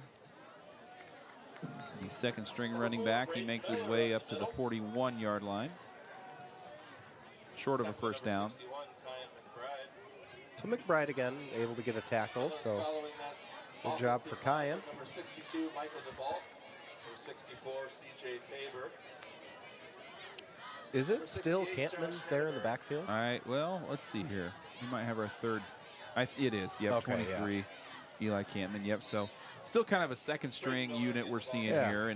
And Solon has plenty of juniors and seniors to go around. Oh, for sure. Their roster is about 50 strong, and I think it maybe features 1 or 2. I see 2, I know 3, Poynton's a 4, sophomore. 5. Yeah, 5 sophomores maybe Okay. out of 50, and the Yeah. rest are upperclassmen. So they got a whole Frosh team on top of this. Wow. Yeah. good participation as An blitz. embarrassment of riches. Yes. There's a pass out to number 14, Cole Farnsworth. Farnsworth gets free for a first down and then some, making his way down to the 42-yard line. Yep. So 42 in the Trojan territory is going to bring up a 1st and 10 with 4:52 left to play. To the Trojan 42. So hopefully South Tama can get a stop here. I know chances are they'll probably go in for another touchdown, just the way the trends have been, as Miller's going to get this handoff again for a short gain. Miller gets to the 39 for a gain of 3. It's nice to see that there's a decent turnout for South Tama fans. Yeah, and you'd hope so, with parents and families getting to out support their kids in their seniors on their last game of their career. Absolutely. Little student section in attendance here, not very big, but there is one, I believe. Running play on 2nd down. Miller again, the ball carrier. Bringing up 3rd down. And 3rd and 4th. It's going to be 3rd and 4th, yeah. On the 36-yard line in South Tama territory. Miller again, up the middle, not too much room to go, and he gets brought down after a short gain. So that's going to bring up first down, or they're going to call him short? I think it's going to, yep. Yep, 4th and 1 is what it's going to be. So hopefully South Tama can kind of get a stop here. Again, the offense is going to be staying out there for the Solon Spartans. Campman in the shotgun on 4th and 1. Faked handoff and a pass out to the flat. It's good. A first down and then a few yards more. Jace Jansen, the receiver. So a good fake there, and nobody was really covering Jansen on the left side, and he gets on for a first down. Yep, so that's going to be a 1st and 10 now in the Trojan 20-yard line. So red zone territory now for the Spartans with 2:50 left to play in the game. Campman does hand off this time to Miller, and he makes his way to the sideline, but gets brought down by Kyan McBride for a short loss on the play. And McBride's been so good defensively. Like, he's always had his hand in the dirt. Just been consistent throughout this whole year. So really like to see that from our boys here. Cool and keen. 2nd down for the Spartans. 2nd and 2. Up the middle they go once again. Kind of stopped at the line of scrimmage. They'll give him a yard. So that's going to bring up 3rd and 11. Juan Robles on the tackle for STC. Under 2 minutes to go here. Solon, depending how conservatively they play it, they could even take it down to the last moments. Yeah. They're on the 24-yard line on 3rd down. Pressure coming. McBride chasing Campman. Campman lets it go and almost intercepted. Yeah, kind of jumbled right through the hands of... That was number 32, Travis Chichok. Almost got the interception there, but it fell to the ground. Yeah, kind of hit him right in the numbers and just kind of fumbled the ball a little bit. And that's going to bring up a 4th and 11. Down, yeah. So the pressure there by McBride caused the errant throw. 4th and 12.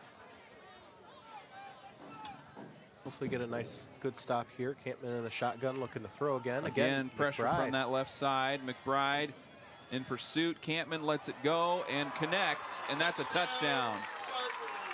Number 14 to Cole Farnsworth is the ball carrier, or the receiver there. Wow, and Campman kind of waited till the last second to get out of bounds, and Yeah, that was Farnsworth, heads-up play by Campman there. Yeah. And there was no defender from South Tama within 10 yards of him. No. That's just unfortunate. And so Trojans will have under a minute to try and get the length of the field and avoid the shutout. Ryan Locke to step up for the PAT. And the PAT is good. Johnson with the snap. Eli Camp in the hole. Ryan Knox, PAT is 52 to 0. South 53 Tama. seconds remain. Spartans 52. It's been all Solon here. The Spartans put up 28 points in the first quarter, and they have been on cruise control the rest of the way. Absolutely. Loose as a goose over there on the Solon sidelines. We've got their first stringers. Feels like they didn't even dress because they're in like not street clothes, but they're looking dry, looking pretty fresh. looking pretty fresh down there. So good for them. Yeah, and I mean they'll kind of they'll either way, no matter how it shakes out tonight in the 3A standings, they're going to get that playoff look, and I'd be hard pressed to think that they would make a deep run. Oh yeah, they're going to be one to look out for. I think them and Williamsburg. Williamsburg's kind of had some tougher games, but they're built for competition. 53 seconds on the clock. And we have, let's see, who is our other? We got Tyrus Clegg, and then, so Kinzer Jeanette is back in there. He came off a little bit hobbled in the third quarter, and it's going to be Clegg to receive. Clegg makes it to the 30, the 35, the 40, and finally gets brought down by Locke, the kicker. Tyrus Clegg fields the kick in his own 16. Returns Yeah, to the so that 42. was a good run. He was able to get the ball at the 16-yard line, shed a few tackles, and get downfield. First and 10 Trojans. So first and 10 for South Tama, but there's 30 seconds on the clock, and South Tama is going to call a timeout and make sure they can just control things a little bit, not let the clock completely run out. This would be a great time. Yeah. And so I mean, with 28 seconds left to play, you got one, maybe two more plays left in there. Might as well get your seniors in there. It would be very nice to see, kind of closing out the football season. So I'd like to take a moment and say thank you to all the supporters and contributors that have been a part of Trojan Country this fall season. First off, thank you to you, Hunter, very much for thank you. jumping in. You've done a great job working with both football and volleyball. It's been a complete joy having you with us here.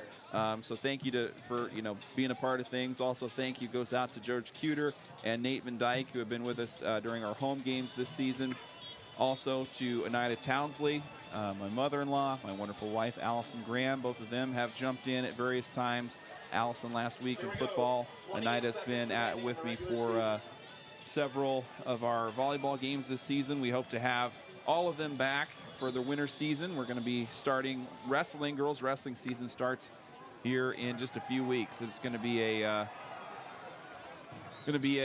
lineman carry. Juan Robles lined up and got a carry there. He's pretty pumped. Yeah, absolutely. And I just want to take a moment. Thank you, Darvin, for putting this all together. Absolutely.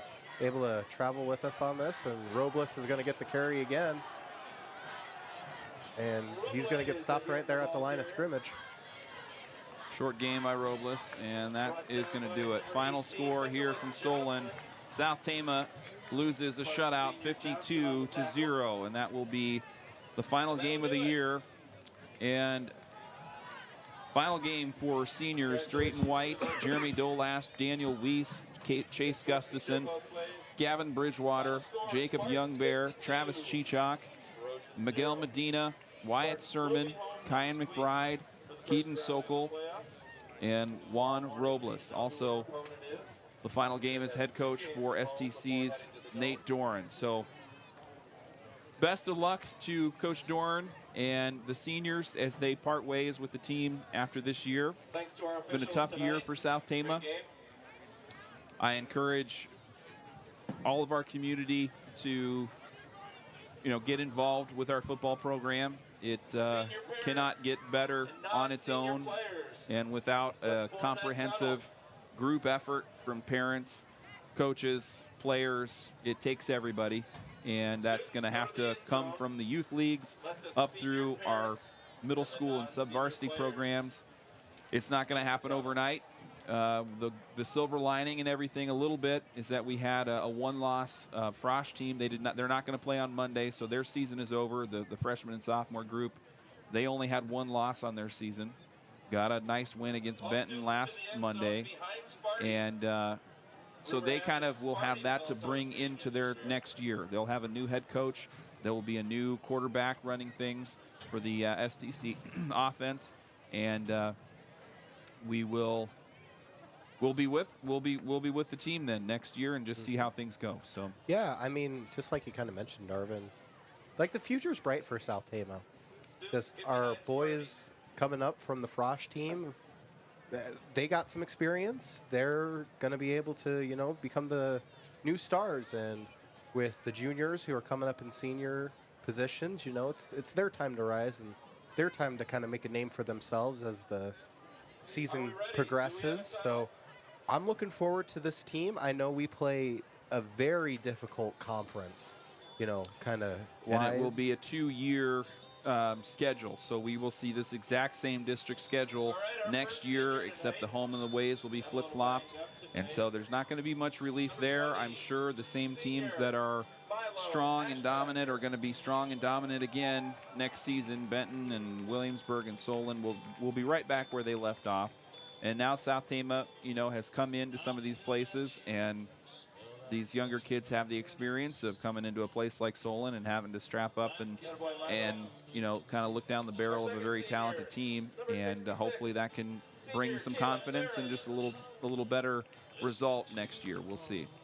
Absolutely. So, well, I'd like to give one more shout out to our sponsors this fall season. They include Brookwood Village of Tama, Toledo, Salt Creek Wind, Mercy Care Tama, Iowa Premium, State Bank of Toledo, S&S Car Wash, Cruzy Phillips Funeral Home, Robach Lumber, Stein Robach Floor Coverings, Medicap Pharmacy, Mark Weston Hoyer Law Office, Assured Partners Insurance, Appraisal and Realty Services, Sharn Weber's TFD Photo and Film. All of our broadcasts are also made possible by the Charlie Townsley Memorial.